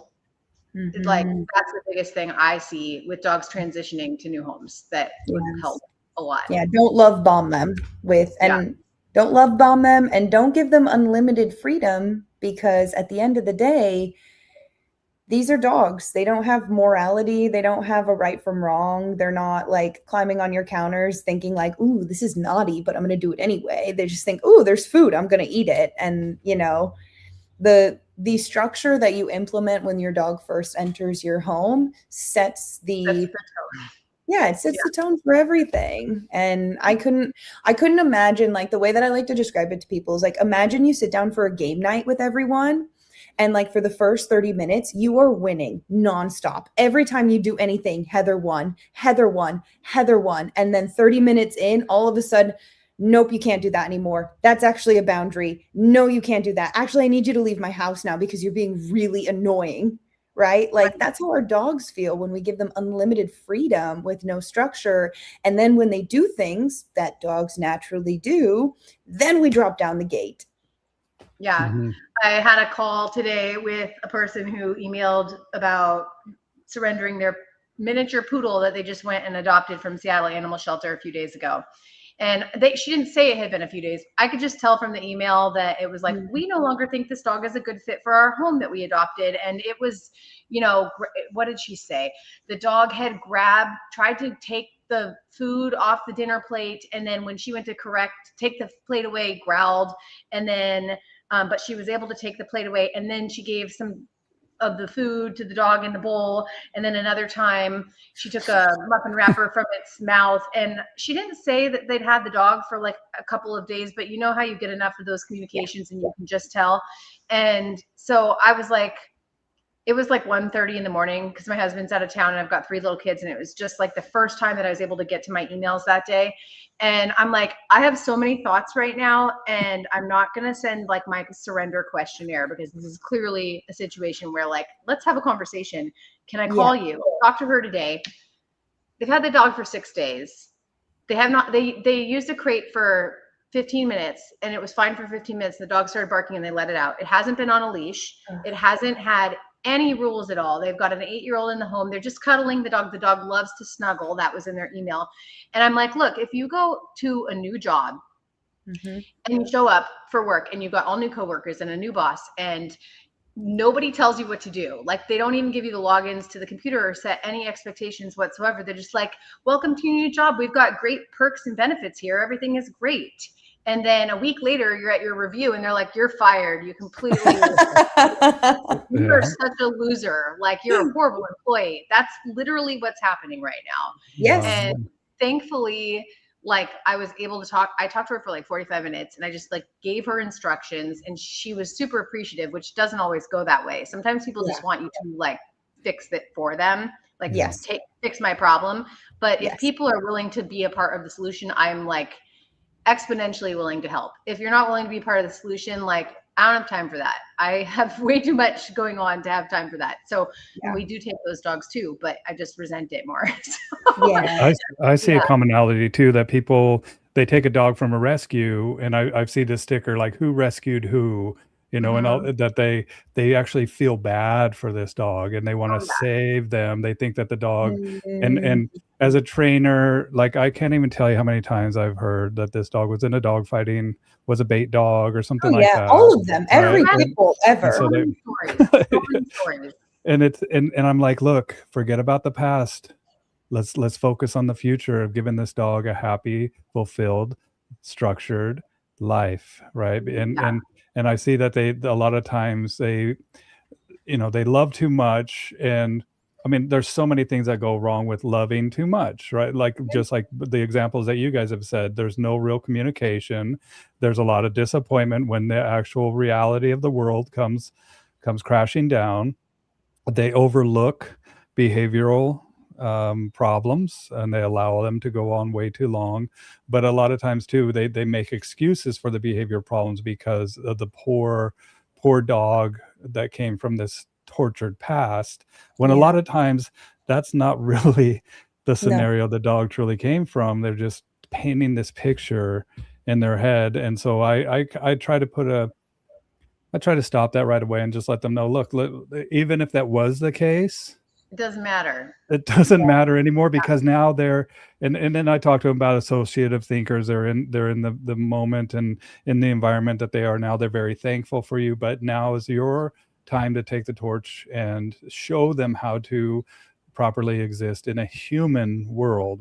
That's where we're inviting them to share our lives with, is in a human world. We're not going to the dog world, and so we owe it to them to show them the structure, the boundaries, and communicate in a way that might be uncomfortable at first, especially when we're doing leash training. I call it alligator death rolls.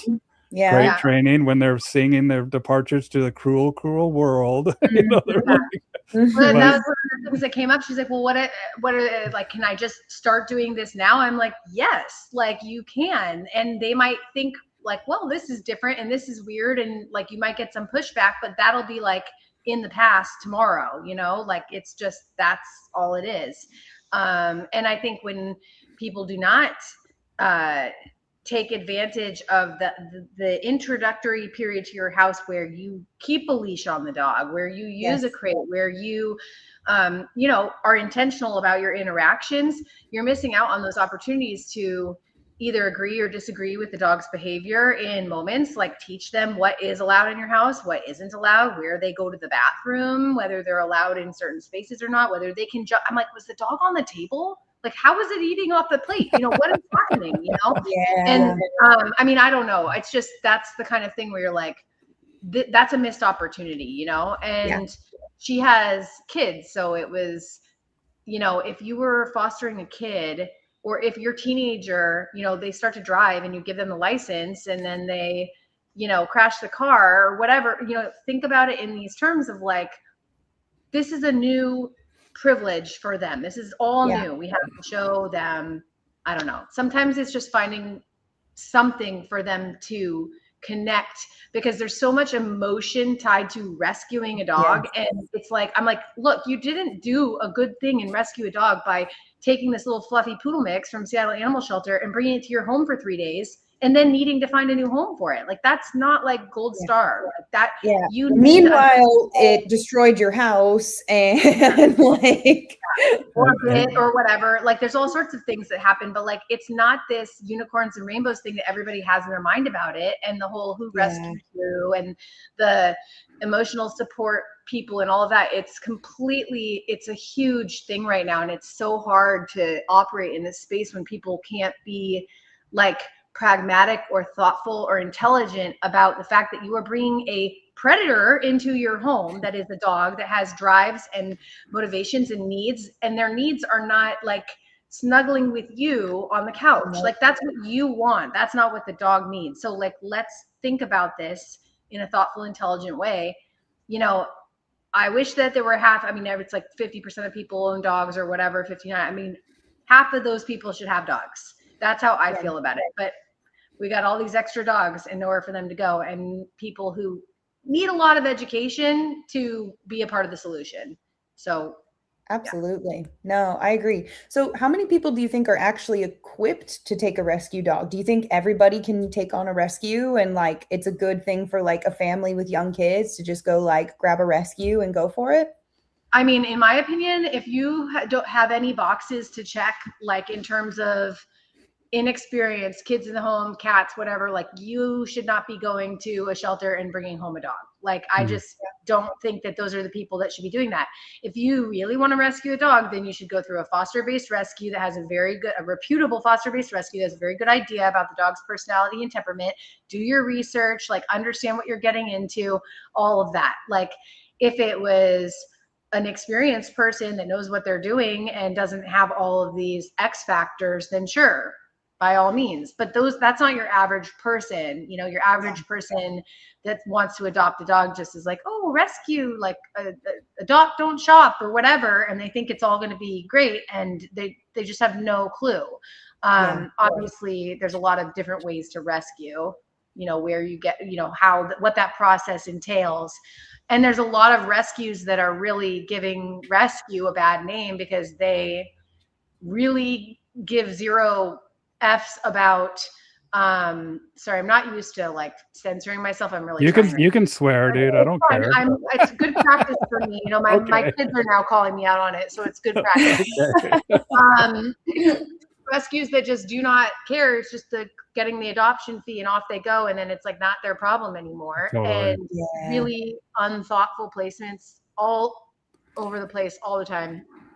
We see that a lot where, I mean, literally people are killed, kids are killed, elderly people are killed by adopting a high maintenance pit bull. I saw a story, I think it was in West Virginia or something, but I see, and I think I'm more tuned to it than the average person, but I'm like, what? That dog should have never, ever been allowed in that house. And the people don't know, and they go, and then it's unethical in my opinion when they place dogs in a situation. I mean, well, it's unethical when I talk to Susan about proper temperament testing, right? Where rescues aren't doing the proper temperament testing or mislabeling, both on the over emphasis on the aggression or under emphasis on the aggression, trigger points. Now, in your opinion, how can adopters say that we do have a good placement? How can they set realistic expectations in the first, let's say, 30 days?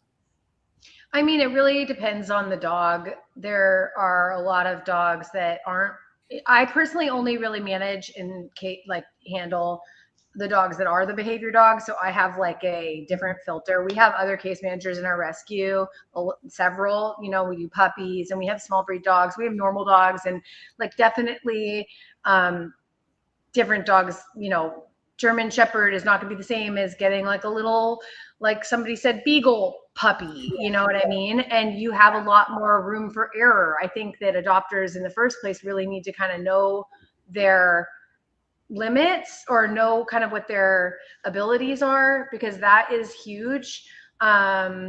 That being said, sometimes people surprise you. We've had some of our more challenging dogs go to inexperienced owners that are like, they are single, they have a lot of time, they want the challenge, they want to learn, and they're showing up and demonstrating that commitment and willingness. And those can be great students and great owners because they're a clean slate.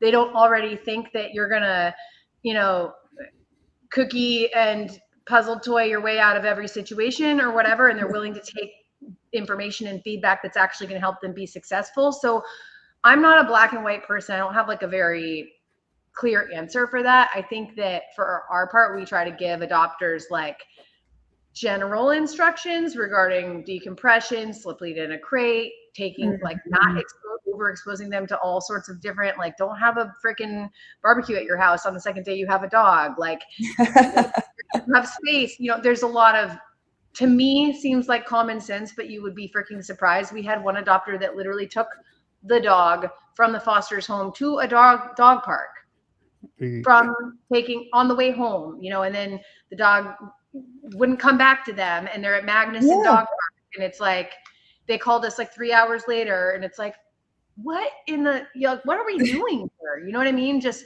so sorry, I kind of lost my train of thought, but there's general guidelines. It's centric to the case. Yeah. You know, and then there's specific things, like if we have dogs that have specific needs, or they've been through training, or they have fosters that are, you know, very knowledgeable about what those dogs' things are, we're giving those specific information pieces to those people, and like really hand holding a lot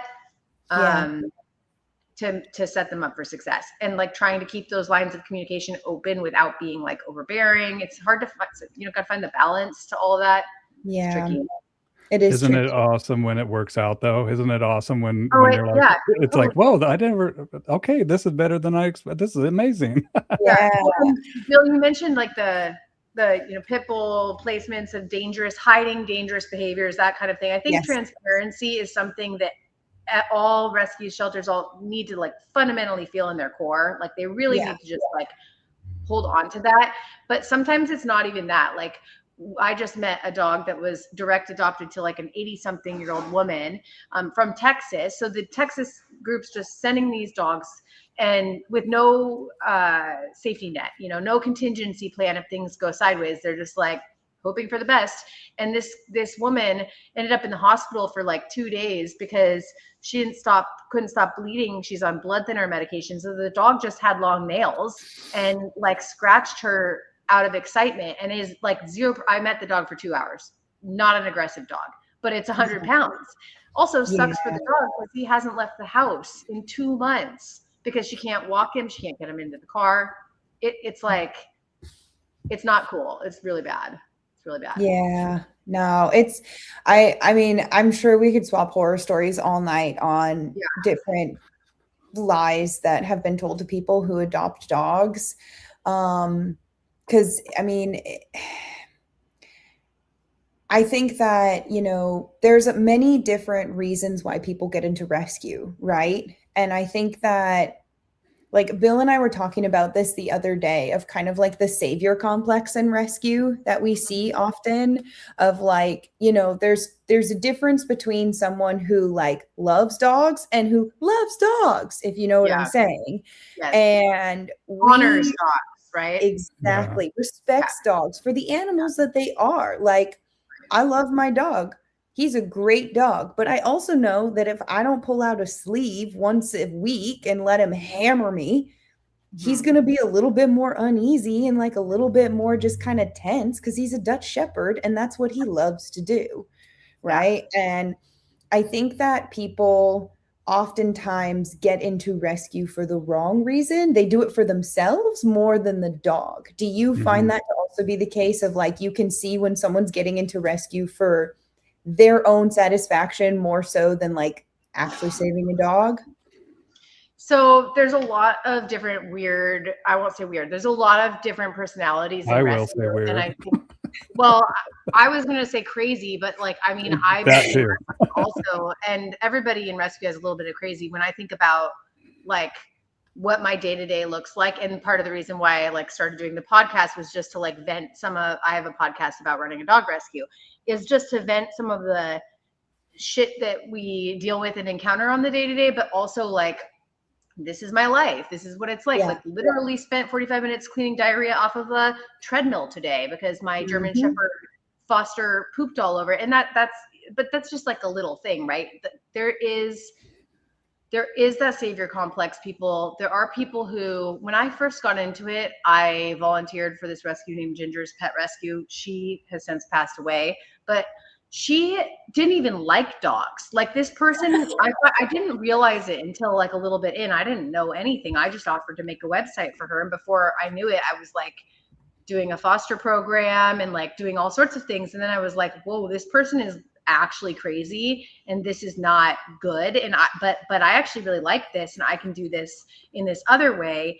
But I still like, to me, thinking about her and why she was in it, because trying to understand the personality, I think it was about like the puppeting of like the people and things like that, because there's all these different people and you get to like control things. And like you mentioned earlier, Bill, I think about like a little bit of like the power thing that people go to about you can have this or you can't do that or you can do that. You see some of that personality in rescue that's like a very like power trippy thing that happens sometimes.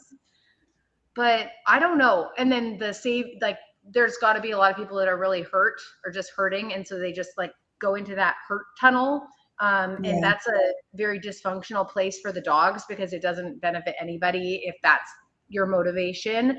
For me, my biggest thing is I love the community aspect of it. I love the relationships and friendships and just the experience of being with like-minded people, working towards a cause together, like all rowing in the same direction. Like that is what fuels me personally, as well as the dogs themselves. I've always been a dog lover and an animal lover and worked in wildlife rehab and all that, but I like bringing all those people together.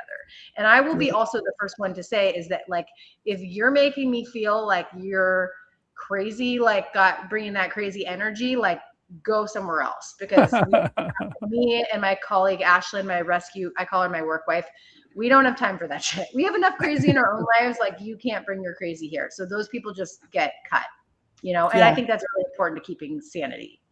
Do you guys we got a question in the comments. You care if I hit the comments real quick? No, go for it. We got some people too that we got to shout out. We got to shout out our guy Kevin.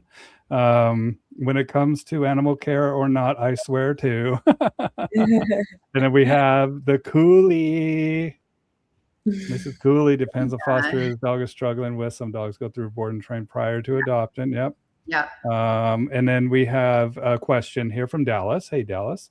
Does Doggone Seattle train the dogs before adopting out, or do they wait to work with the adopter?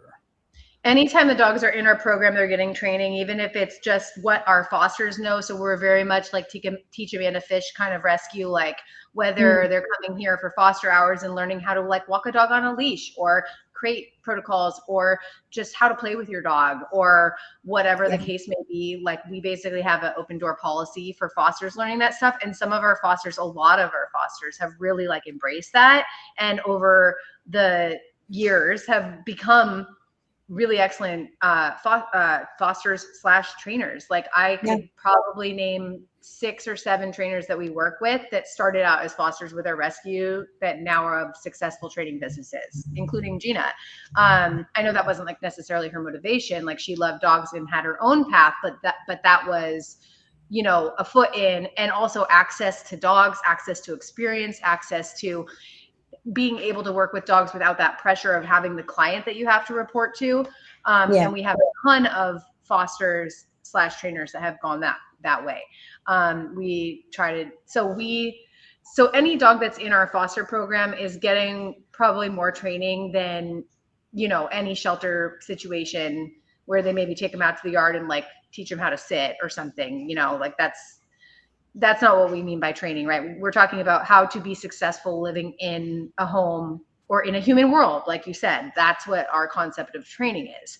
But we also have dogs that do board and trains. We have trainers that volunteer board and trains. We have trainers that we pay for board and trains. We have trainers that do both. We sometimes they'll foster until the dog is adopted, and then they're providing that training to the adopters to set the dog up for success. Sometimes they're offering only like this board and train, and then we have to transition the dog to a foster home, and then the dog goes to an adopter, and then ideally the adopter is willing to work with the original trainer, you know. So there's no one way. It's very much depends on the dog. But like Gina has a dog named Kelly, a German Shepherd.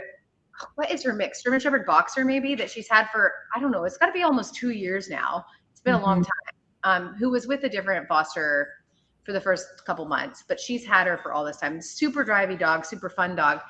She literally just is getting adopted right now, you know, and it's been all this time.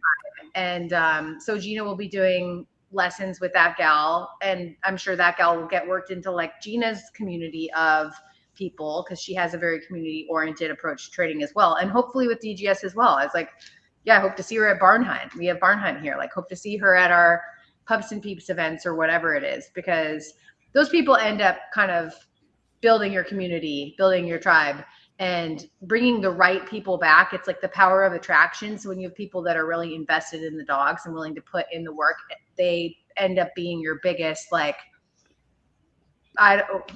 whatever that word, you know, ambassadors. Yeah, or just like helping. It's the power of attraction. It's like bringing the right people back that get the right people in, and everybody kind of doing it all together. And all of our trainers, by the way, don't always agree with each other all the time. And there are people that, like, I on the back end will be like, this dog to that person, or this adopter to that person, whatever. And they all, trainers don't necessarily agree very often, but they all have value, and we're all in it together. So helping. And there's ways to have disagreements that we can discuss. And just like what I was speaking with Ivan about, I think we should have a forum of debate with, of course, with a moderator. Just so good luck with that. We'll see. I haven't seen any proof of success in that sphere. I sometimes get sucked in, but I'm like, I can't. I've got other shit to do. But it's pretty. Yeah, I think.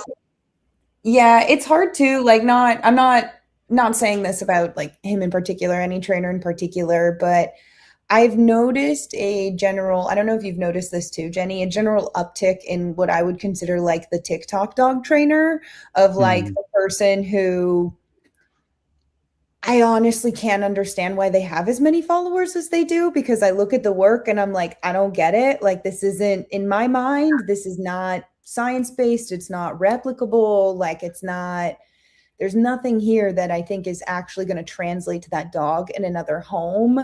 Right. Why it's do like you, the first time that you ever used a prong collar and you're like, look, the dog's walking well on a leash kind of trainer, or whatever, you know, but they know how to use the camera, and they know how to put captions on it, and they know how to, you know, put the right music at the right time, and then it gets seen and shared, and then you have an expert, is what that is.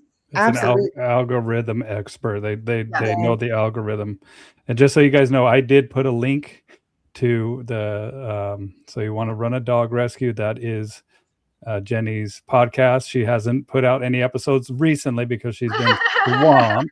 But there's plenty there. Recorded 3 months ago, Bill. I am 20 minutes into editing the 2-hour podcast that I recorded 3 months ago. So that should tell you how my year has gone. Yeah, that sounds about right for being a dog trainer and dog rescue. Like, that is what it we were so good for like a year and a half. And then I don't know what happened, but in January, it was just like, it's been one thing after another. And now we have like 4 shepherds up here, and they all need training sessions. And it's like, I can sit down and edit the podcast, or I can teach this dog to stop biting my arm when he's excited, you know, and it's like, that's basically how it's gone. Or like the kids get stomach flu or whatever. So, but it's coming. I think hopefully next week. I don't know.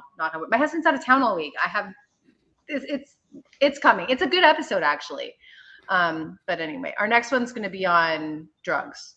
So awesome. I'm looking forward to that. That's a hot topic. So I have one more question for you, because I love to see, like, I try to understand other points of views. Like, I try to understand the other side, right? Because, like, I feel like even though at the end of the day, every dog trainer wants the best for dogs, we somehow end up in this two camp mindset of dog training where there are one way to do it or another way to do it, right? So why do you believe that so many rescues and adopters shy away from balanced training methodologies? Like, if you were trying I to don't see, know that I agree with your assumption that every dog trainer wants the best for dogs. I think that there are some people who are pure positive trainers that care more about that ideology than they care about actually helping dogs, or it's either that or you have to believe that they have some kind of mental delusion issues, because there are so many examples, like you guys have talked about previously today, but like I literally can give you like hundreds just of dogs that we have helped that are like, this dog that you wanted killed is doing just great, and they will still come up with the whole litany of reasons that it's not actually living a great life, even though clearly you can see that with your plain eyes, and they just don't want to accept reality. So I think that that's a mental issue. I really truly believe that. Not all, and there are a lot of trainers that start here and end up here, or they start, you know, they evolve and they're open to new information. But there are also, so I do try to take in that information and understand, because first of all, I used to think that way. Like, I literally almost broke up with my boyfriend at one point because he suggested I put a prong collar on my dog. I was like, yeah, right. I'm never, are you kidding? And he's just like from Idaho. He's like, you could just stop him from pulling, just put a prong collar. And I'm like, dude, you can just not stay the night tonight. And maybe like ever, I would never do that. Like, that's true, you know? Get out.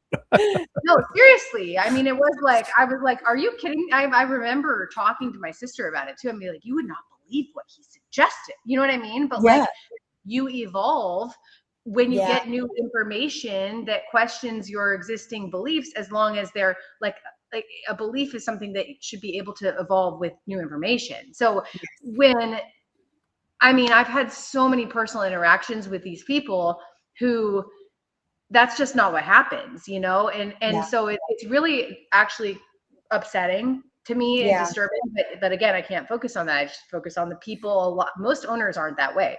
Most owners are very relieved to be like, oh, you mean I can say no to my dog? Like, thank you. People are smart, I didn't know I was allowed to do that. I thought that was going to break them or ruin our relationship or make my dog like hate me and run away or whatever they've been told, you know? So like, they just want to like live their best lives with their dogs.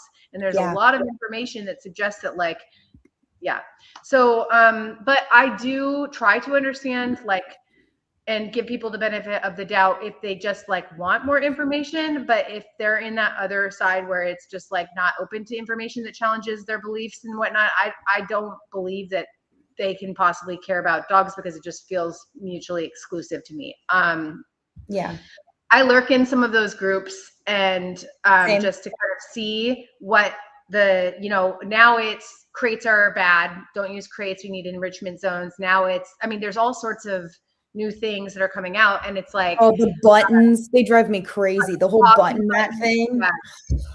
Letting your dogs talk to you with buttons. Yeah. So, but it is next level in my mind of like, that's not, they care about dogs. They care about whatever they're talking about, because if you're actually looking at the dogs, you know, like, I know that these dogs are not being helped.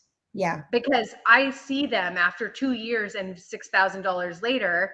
And like, that's not helping the dog. And if you really, and they're on drugs, and, or at the end of it, it's, well, you should just euthanize your dog, or it's a genetic issue, or it's just, you know, whatever excuse, except for this like is not working. Like, like, it just doesn't make sense. Like, there's a well-known behaviorist in Portland, and I've had a couple of her dogs now after they failed her program.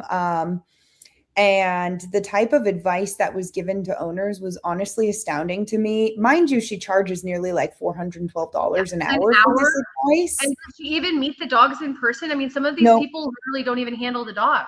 No, and her advice was, you know, it was a corgi that would occasionally like lock eyes with the husband and like growl and then like run, and sometimes would like bark him out of the room or sometimes would tag him.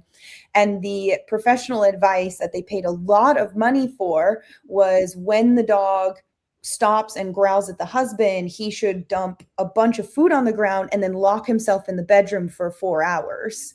And that went from they had 1 bite over 6 months to 6 bites a week. 17 bites, yeah, like because they jackpotted attack at the husband. I mean, like, can you think of but I mean, so many of these protocols.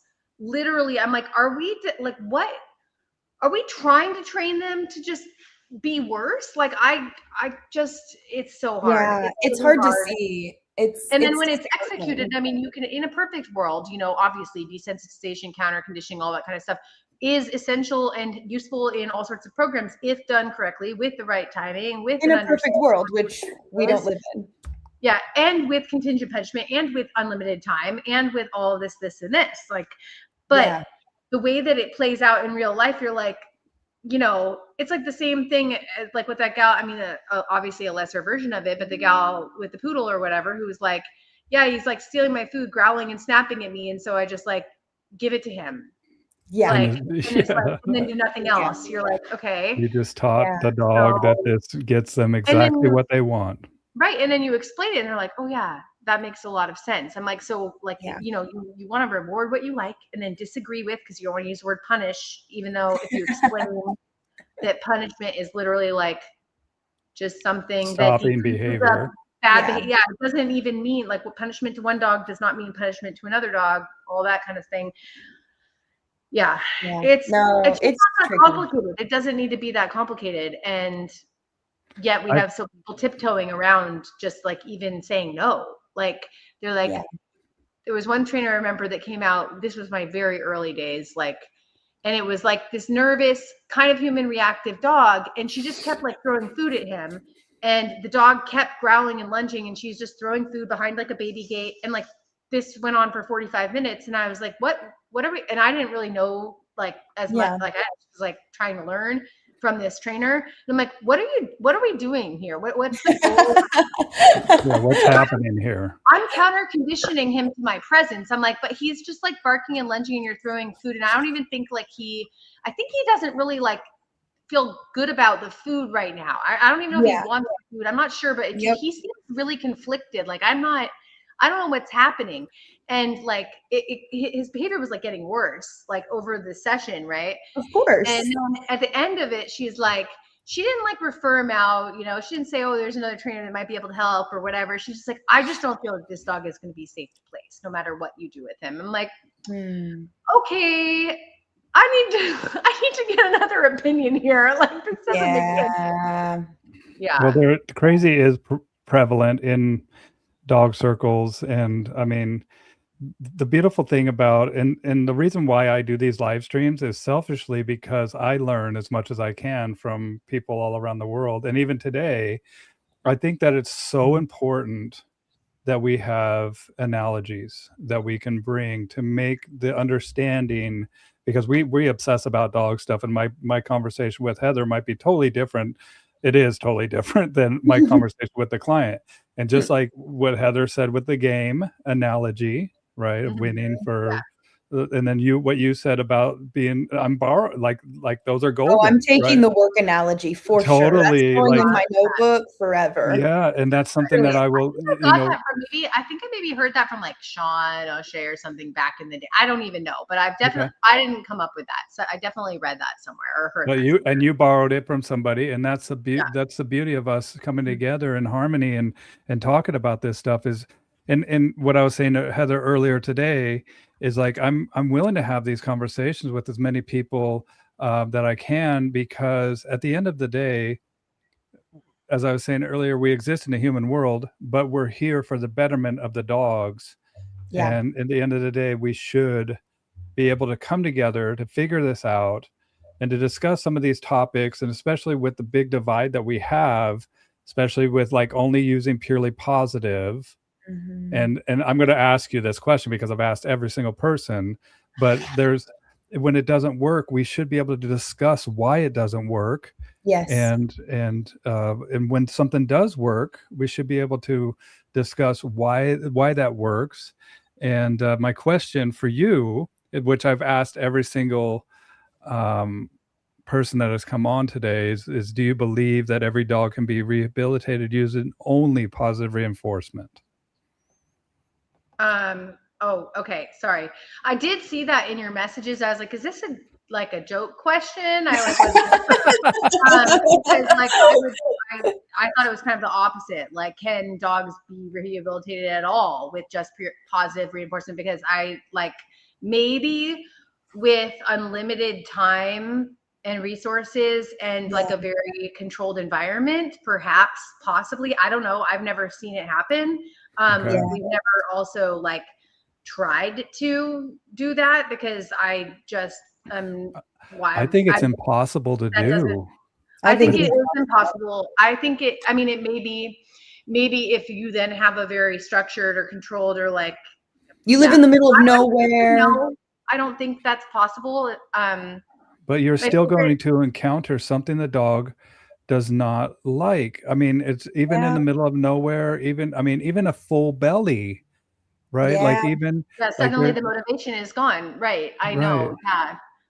Yeah. Well, also the second, I mean, we also know, because we all also understand operant conditioning. The second you put a leash on the dog, you're not in positive reinforcement. Like, it's impossible to use a leash.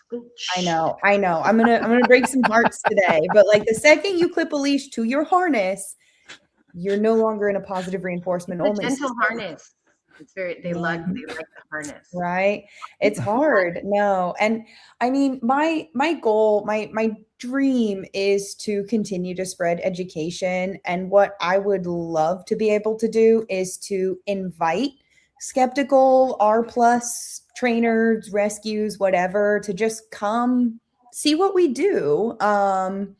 Because I think that, at the end of the day, I like to think that we're all trying to make the world a better place for dogs, and we just have different opinions of how to get there. But it's also, I find that it is really tricky, one, to be invited into those circles. As soon as they hear my name, they're like, kick me out of the Facebook group or whatever else. Like, don't adopt a dog to them if they found out they're working with me or whatever. But it's also such an interesting thing to me that I see a lot of trainers and rescues like yourself who are very open about your education. And I feel like there's a lot of kind of like in-group, out-group mindset that's connected there, where they both won't come, like they just simply will not show up to learn. And they also won't let us in. Because I've also wanted to go to some of those like famous R+ people and said like, hey, can you like, I'm show me something I don't know.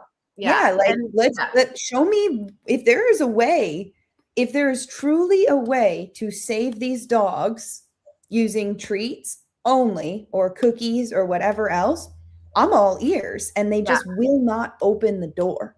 And they also won't educate themselves. Like, I was talking about that. That's why I can't really buy into that. They just like that we all care about dogs, because that is more focused on like your ideology being right and not being open to anything that contradicts that. I've gone to lots of R+ stuff. I've learned, I've incorporated a ton of that stuff into my training, like different engagement games. And that, I mean, absolutely. And I'm not like throwing an e-collar on, every dog or even most dogs that come through our rescue. You know what I mean? Like, it's not about that. It's about how do we help these dogs that are, and that's not to say like saying no to your dog, setting boundaries, correcting your dog or whatever, like that should just be part of every dog owner's routine. Like that is not special. That is not something that should be a last resort. That should be like set the tone in the beginning. And even as a puppy, understanding how to handle pressure, stress inoculation, all that kind of stuff. But that's not what's happening. I mean, it's like you said, the death before discomfort stuff.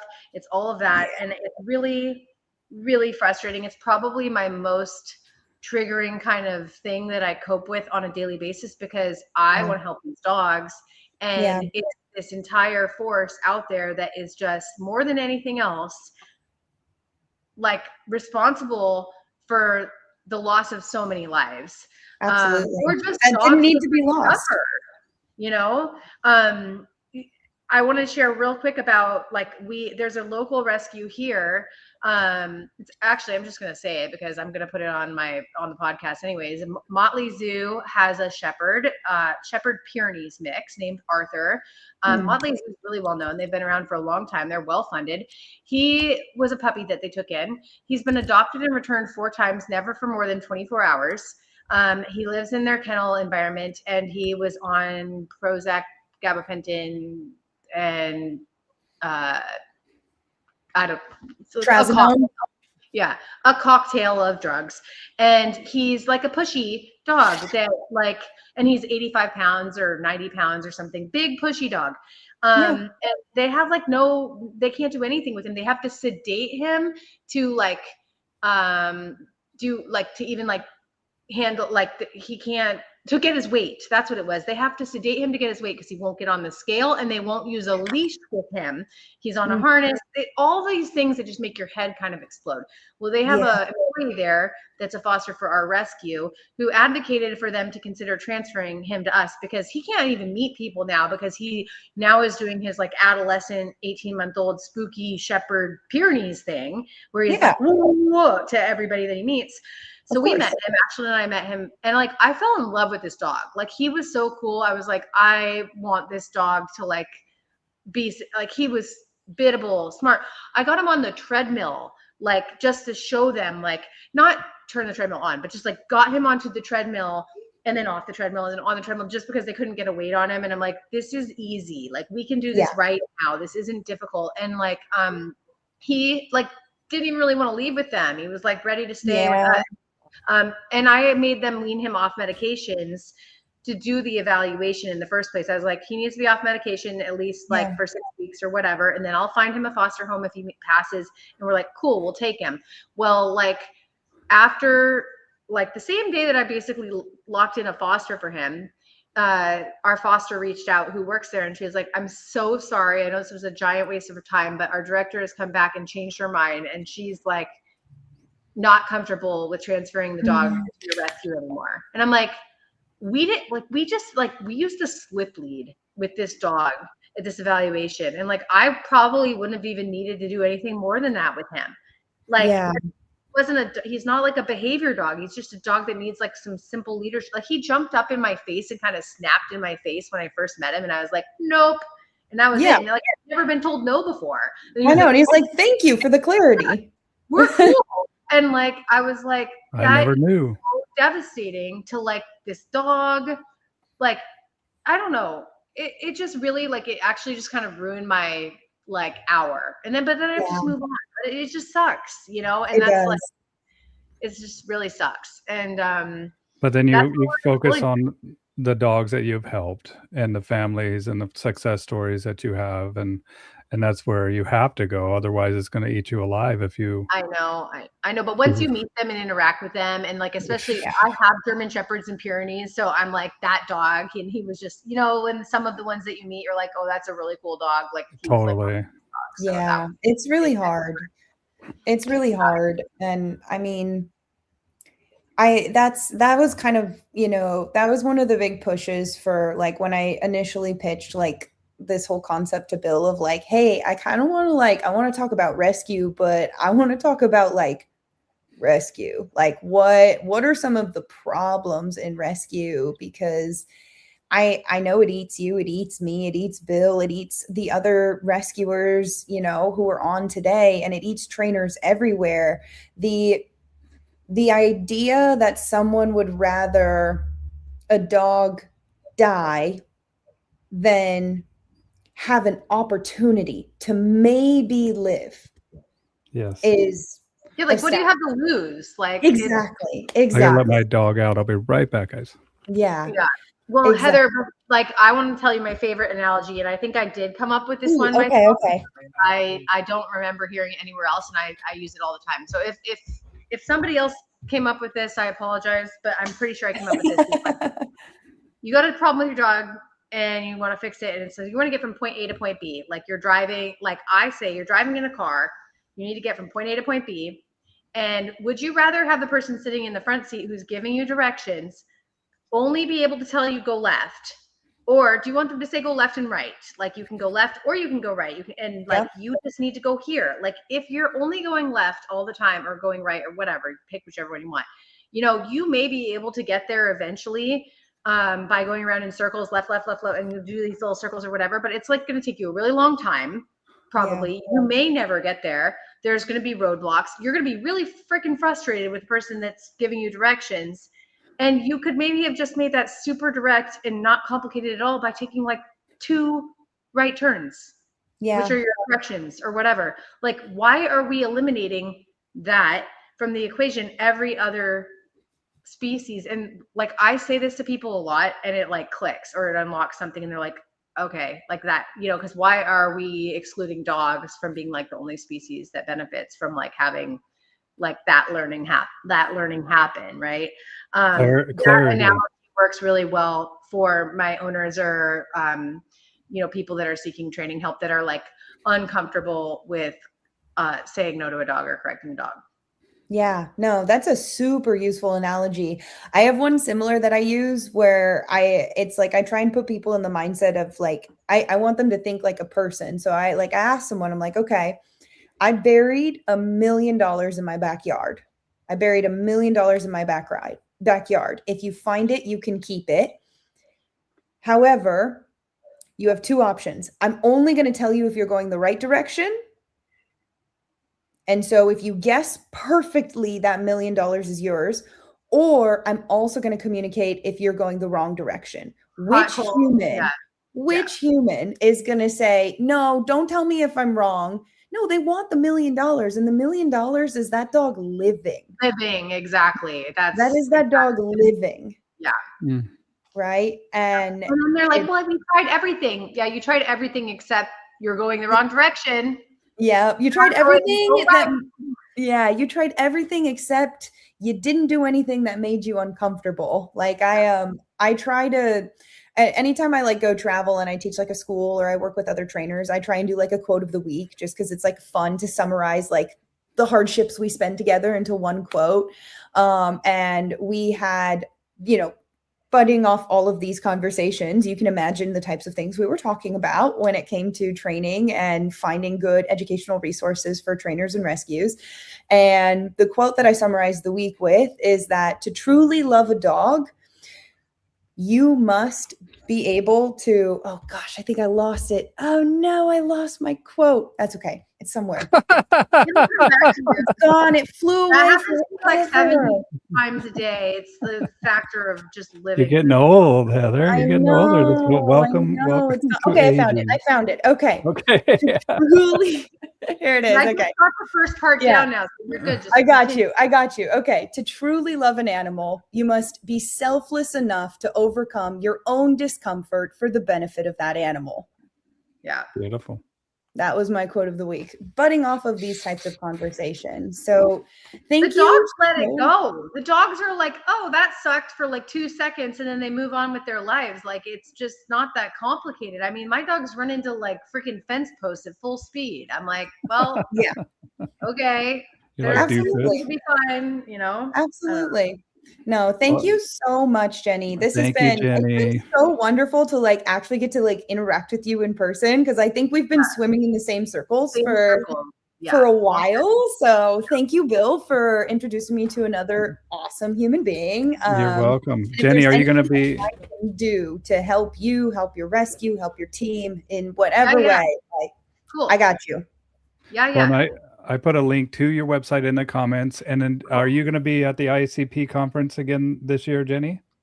I don't know. You know, the whole, like, I try to combo family and work as much as I can in terms of like, if we're going to go do this thing, we'll see. It's right by Disneyland. We're going to Disneyland on Friday. We're doing a big trip together. So we'll see. It's a possibility. I know Gina's going.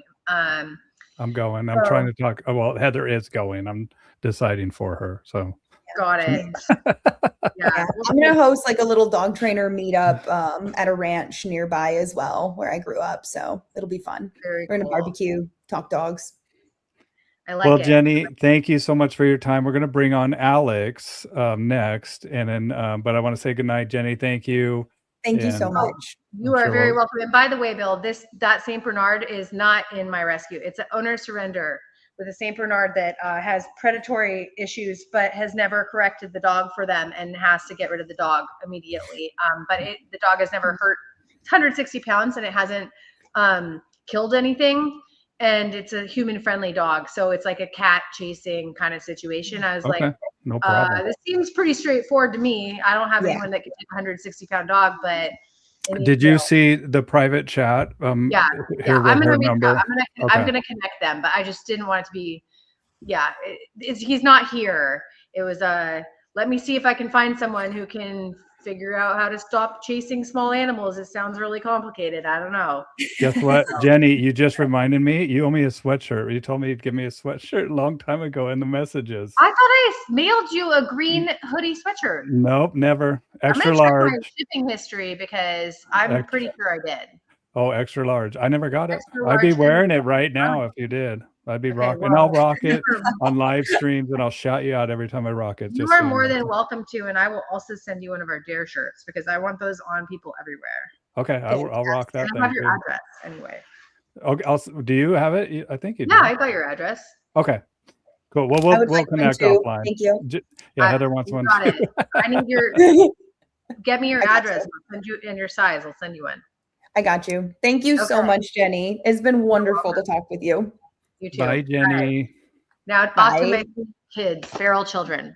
Good luck with that. All right, now everybody that's been patient, is it time for the announcement? What you're going to be doing? We'll bring Alex up and then start Yes. talking about now that It we've is had some rescues, time. we've talked about some of the problems. It's not just fair to talk about problems, and we want to provide a solution.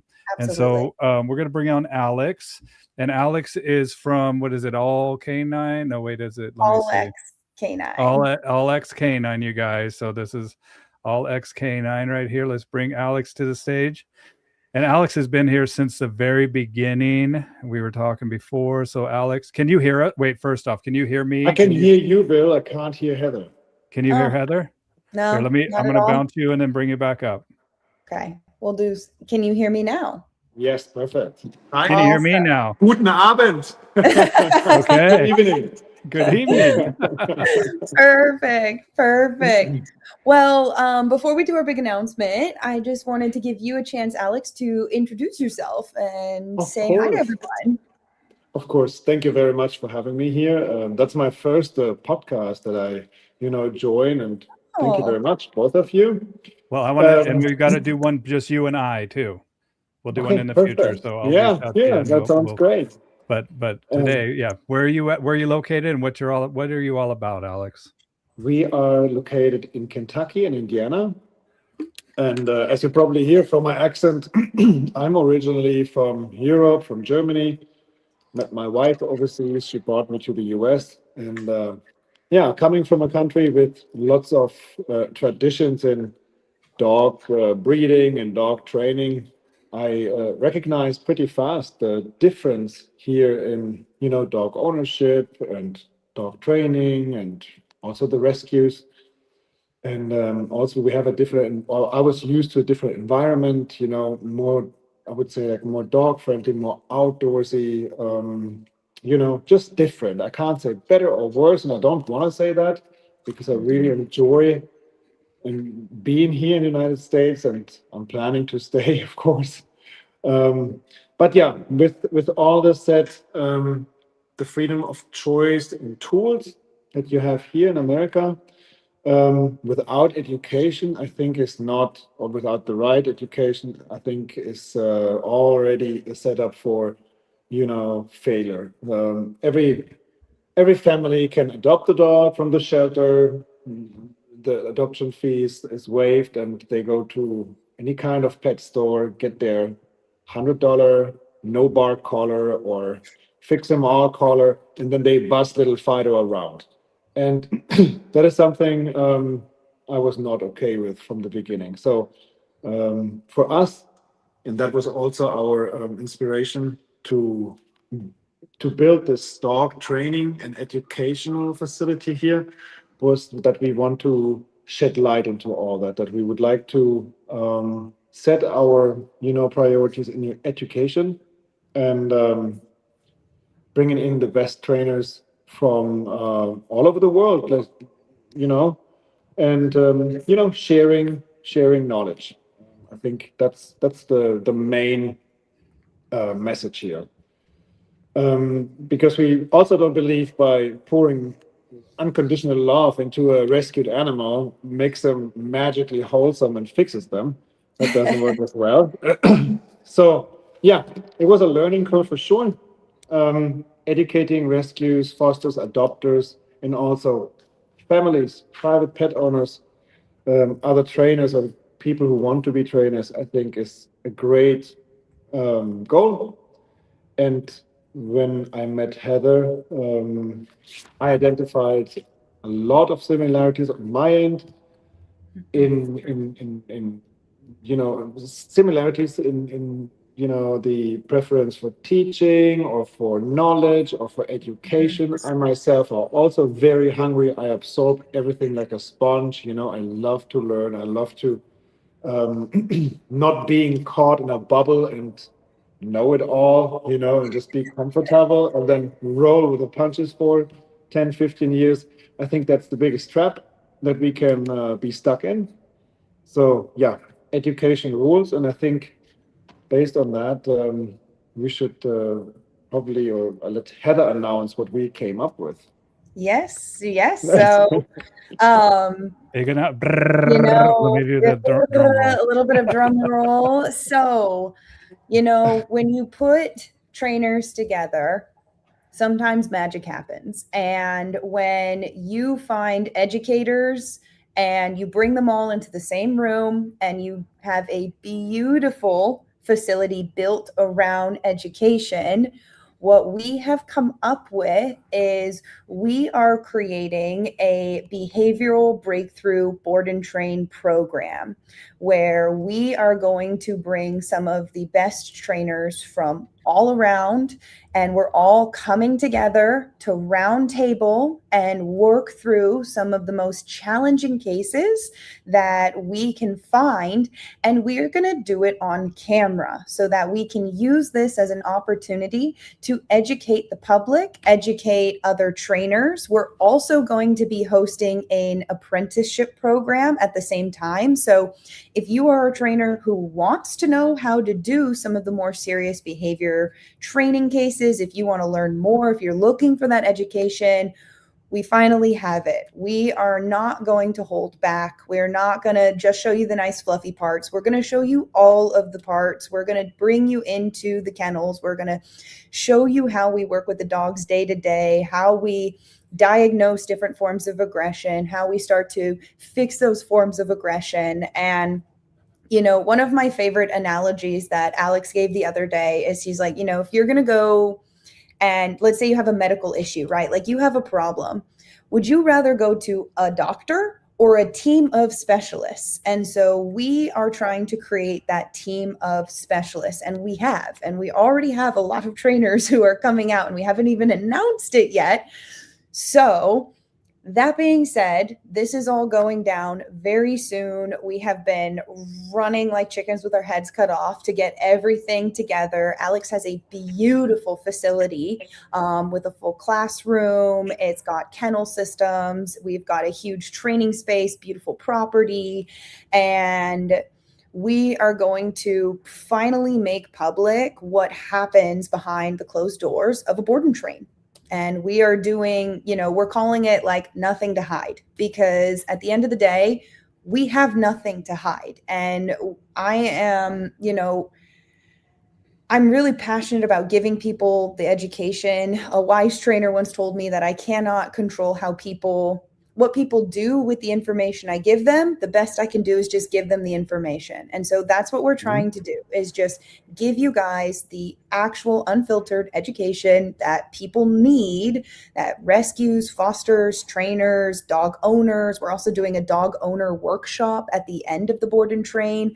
So the owners of these dogs can come out and actually run their dogs through board and train with us, and see how that program unfolds and what happens in an actual board and train.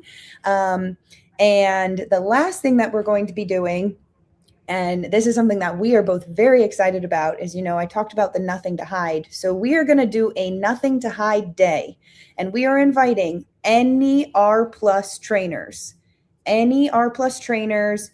from anywhere. Our doors are open. Come out, spend the day with us. It's free. Just come, educate yourselves. We're not going to shove anything down your throat. We just want to open the door so you can see what's behind the curtain, because I think that there are definitely some trainers who are not using tools correctly. As Alex was saying, like, any person can go purchase an e-collar, right? But that doesn't mean any person should be using an e-collar. Any person can purchase a prong collar. Doesn't mean every person should be using a prong collar. Any person can go purchase a Malinois.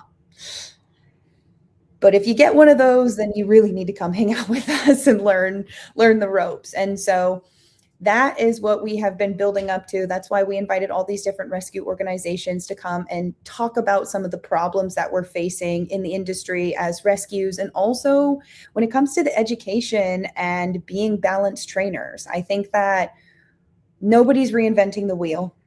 We are all, we're all training dogs. We all love dogs. And I'm fairly confident that I have nothing to hide. So if you want to come see what we're all about, it's going to be at All X Canine in Mockport, Indiana next month. You can reach out to us for some more details. If you would like to have one of your dogs apply to be one of the dogs for the program, you can reach out to us. If you would like to apprentice in this program, you can reach out to us. If you consider yourself an expert in the field and you'd like to be a part of the roundtable discussions we will be having, reach out to us. And if you're just curious what balanced training is, please join us for our Nothing to Hide Day. We would love to have you out. We're opening the doors. So, what kind of qualifications are you looking for in a dog that you are looking for? The nastiest of the nasties. Send us your worst.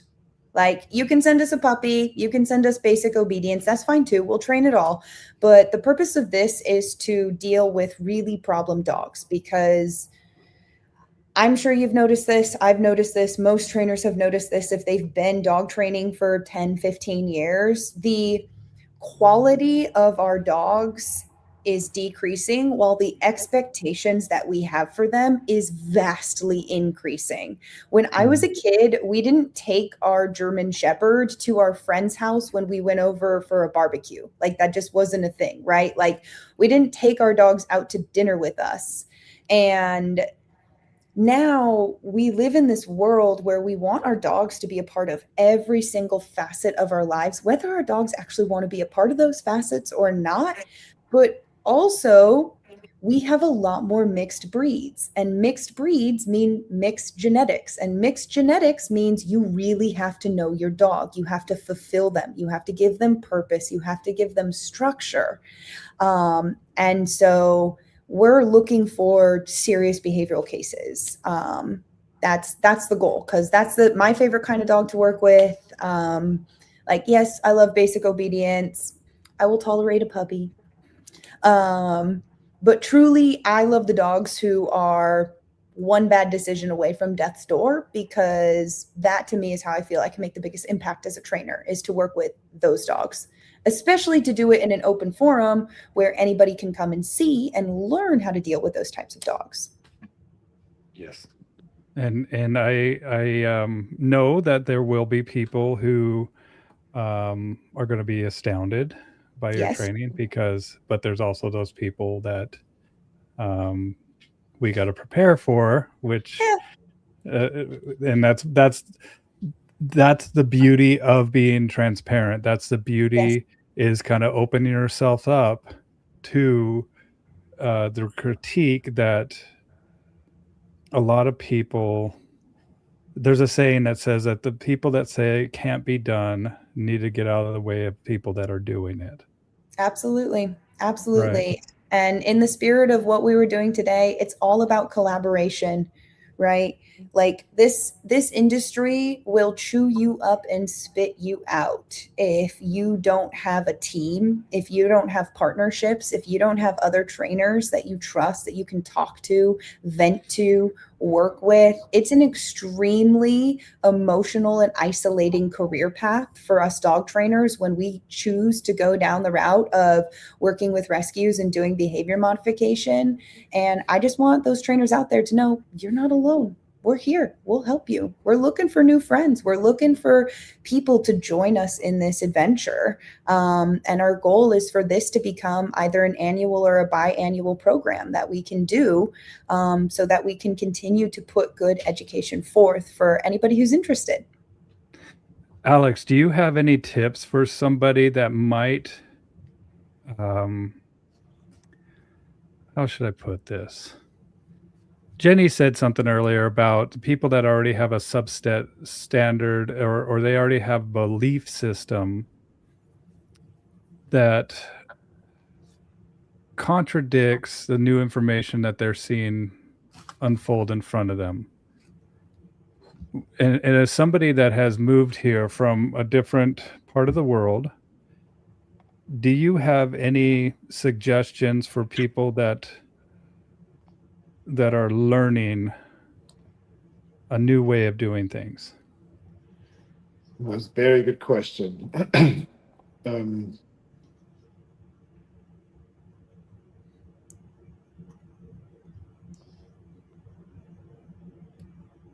I think if I had restricted myself, just staying again in that what I was used and exposed to, just being comfortable, then there's no step forward, right? And then on the other hand, I was kind of fueled by seeing how many things are not so optimal, to say it nicely. How many times I see, you know, overcorrection, how many times I see dogs who are shut down and just flat, right? And people didn't even notice that. So that kind of got me going, right? Where I thought something got me going, that I saw this kind of behavior, like overcorrected dogs, shut down, or not shut down, just flat dogs, inappropriate use of tools, or the other extreme, just pouring love and hopes and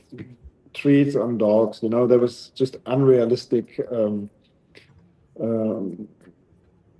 expectations on the dogs.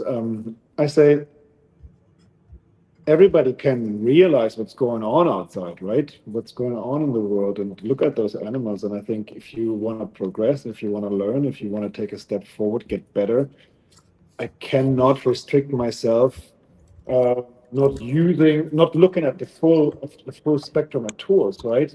If I go to Home Depot and I say I'm going everywhere and go shop everywhere, but I'm not shopping in aisle 20 and 21, right? Because it's bad, then no, I want to see what's there. And if I don't understand it, I have to ask. And that's what I did. I asked around, went to my journey, went on the journey and experienced that and, explored it. And I got behind aisle 21 and 22, right? And that was just my intrinsic desire to learn and understand more and more and more. And finally, hopefully, not finally, hopefully, I wanna be really, really sufficient and really good at it and learn every day and be better. So yeah, I had a Dogo Argentino in Germany who took down livestock, and that was my personal dog. And I think when I'm looking back, I could have done things differently and more effectively than I could do back then. And just sometimes I'm comparing things that I know now, that I can do now, to things that I wasn't able to do, and just see the difference and see the more effective way. Yeah, they say hindsight. You know, I don't know if they say that in Germany. Hindsight is 2020, meaning that 2020 has to do with vision, and it's Okay. perfect vision is 2020. So when we're Okay. looking at our past, we can kind of see a little bit more clearer than Mhm. when we're experiencing it. And one of the most powerful things that we can say as an individual, not just as a dog trainer, but as an individual, is 3 simple words. I was wrong. Correct. Yep. That's Yes. right. But it Yes. takes a humbling. It takes laying down the ego, and it also Yes. takes people. We form a wall around us and around our brain, and that wall is made up of beliefs, right? And so when you believe something, that deters any new knowledge coming in. When you hear or see something new, it's first compared against the belief, and if it hits the belief wall and goes against the belief, then it's bounced away. Mm. But what we want to do, and when we say I was wrong, we lower that belief wall and we let the information into our brain. And just like Jenny was saying, when we receive information, a true critical thinker is able to change their mind based on new information. Yeah. And we Yeah, don't very well have, said. that's exactly, and that's what we're doing here, and we owe it to these dogs We to do. to be proper stewards, to be the best, provide the best life for them. And so that's what I recommend people doing, is that if we find that we have a wall of beliefs, try to break that down a little bit and see if we can let new information in. And if we have to, we say that painful, it is a painful statement. I was wrong. I Now say it what? all the time. I know it gets easier, Yeah. you Yeah. know, No, I mean, that's how you grow. that is exactly how you grow. But guess what? Do you know what we call growing pains, right? There is some, because I look back at the times that I was wrong. I look back at the times that I have done dogs wrong, that I Oh, have, me too. and that's where the pain comes in, because I'm like, oh my goodness, I know what if I would have done this with this dog with And new information? as Heather said, education is key, and you don't know what you don't know. I think that was a nice sentence. It takes a lot to admit not knowing what to do, and then Yes, reach out and learn. Yeah. And I think knowledge is that is power. our core business. Learning. I think when it comes to so many things in the whole world, not only dogs, and it's education, Yeah. lack of education, not knowing right, or just half knowing, assuming. Yes. So So if I think that is really something I'm excited with the behavior breakthrough 3-week board and train program, and also the nothing to hide day. That's gonna be hopefully turning out well. Hopefully people show up. Open for good conversations, discussions, and Well, and I like that there's only 6 spots available. And there's going to be the spots that if you're interested, if you're a professional, then there is apprenticeship spots, and so that you can actually take an apprenticeship role. Or if you have a dog that is a serious dog, then you can show up or contact and do this program as a client. So there's a couple different roles here: apprenticeship, to learn directly and how to apply the techniques that you have learned through the behavioral breakthrough board and train program. And it's like right around the corner, you guys. April 2nd through the 23rd. It's in Kentucky, Louisville, right? Or that sorry, area? it is in Indiana. It is Indiana. Oh, it's Indiana. Okay, In fantastic. Good thing. Mopport, which would be close to Kentucky state line, 7 minutes away. Okay. So we're pretty much very centered. For most of the people, it's 3 to 5 hour drive max. Yeah. And I put the email in the comments, so you guys can click on that email, or here's the email: woof, WOFOOF Mhm. at allxk9.com, ALLXK9.com. A lot of people listen to these podcasts without watching them, so I always like to.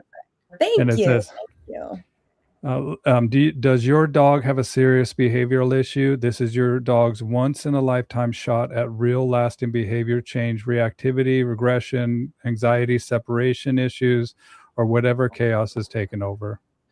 And I fully endorse you too. So I look forward to seeing Thank you. the progress, and I look forward to, I hope that this is a hit. I hope that people follow up and get a hold of you guys. Absolutely. And it won't just be us two. Like, we already have a lot of trainers who are coming out. And so as this unfolds, you know, we're getting pretty close to having to put caps on the number of apprentices who want to come out, or trainers who want to come out and collaborate. But this is also a fantastic opportunity for just collaboration and to, you know, be a part of the change. This is also a great opportunity for you to meet other trainers who are experts in this type of field, and to talk about your own ideas. Because, you know, one of the things that I really loved about Alex and Anna in their creation of All X is they want this to be the center for education. Like, that is their dream picture, is to have a center hub for education of all kinds. And so we are also looking for educators. That's what we're trying to do. We are trying to educate the public, educate trainers, educate rescues, educate clients. And yeah, like we said, we truly have nothing to hide. We're going full transparency on this one. So, well, if somebody has a rescue with a crazy dog, are they welcome to join this as well? Absolutely. Okay. Yes. Absolutely. Is Nothing to Hide the same event? No, I mean, I think the Nothing to Hide is kind of the theme behind the event as behavioral breakthrough. Is that correct? Because Nothing to Hide is the theme, but also we are going to have a designated Nothing to Hide day during this program. Okay. So that people can come out and, you know, if they're interested in learning anything about balance training or tools or behavior modification, aggression, NAPOPO, I mean, we can talk about pretty much anything. We're going to have a lot of fantastic educators out. So there is going to be like a designated day for that, but also just reach out to us. Tell us what you're interested in learning, and we can provide it for you. That's what we're trying to do, is just have the transparency to give people the kind of information and education that they're seeking. Awesome. And that was the major announcement, you guys. So that was it. I know. We've been doing a lot behind closed doors to get ready for this event. It's going to be awesome. We already have some pretty cool dogs lined up, some pretty gnarly dogs lined up. Well, I wish you luck, man. It'll be a great time. I'm looking forward to it.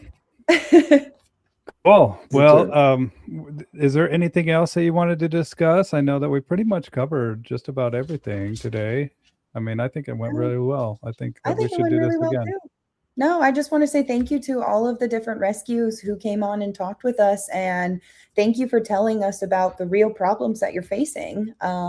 Because if we don't know what the problems are, we can't fix them. So I appreciate your transparency as well. I think the world would be a better place if we were all a little bit more transparent, and if we were all willing to collaborate a little bit more. That's right. Cooperation. The dogs deserve it. And this is something, transparency is key, but just like that statement of I was wrong, it takes laying down that ego, laying down, being a little bit humble to be transparent. So we still have Susan with us. Susan, I'm going to add you back on stage so we can say goodbye to you. Okay. Hey there. Now it's dark there. Look, we've been talking so long, you know. No, that was really great. It was really informative, and it was good to hear from other rescues how things are going with them. And I'm really excited for what you guys are doing. I think it's a huge step, and I think a lot more is going to come out of it. I agree. This is just like, this isn't the finish line. This is the next new starting line. And we're really excited to have this next starting line. Yep. Awesome, you guys. Good job, you guys. Thank you. Thank you very much. Well, Thank you let's so If there's much. anything I can do, not being directly in rescue, but if there's anything that I can do to help you guys, reach out. Happy to do it. Absolutely. Absolutely. No, I really appreciate it. And I mean, this was super helpful. And, I know that when people are trying to find good trainers, it is a very scary thing to do. So I really appreciate your endorsement and also you talking about looking for good training and what that looks like, because, most of the time when people bring their dogs to us for a board and train, it's not the first board and train. At least in my kennels, it's typically not the first board and train. It's the board and train to fix the last board and train. Yeah. And so or continuation of board and trains too. yes, or continuation, but typically for me, it's a lot of just fixing some issues. So I appreciate your openness to talk about that. And Absolutely. I'll let you know if there's anything else. If there's anybody else you want to send out to Indiana to come learn, send Rachel. That would be awesome. I'll let her know. Okay. Well, let's say goodbye. Let's say goodbye to the audience, you guys, and then we'll say goodbye to each other in the studio. Okay. All right. Thank you, everybody, for sticking Thank around you. with us for almost 3 hours. I appreciate you. Please reach out to us if you are interested. We want to help. Awesome. Emails in the comments, you guys.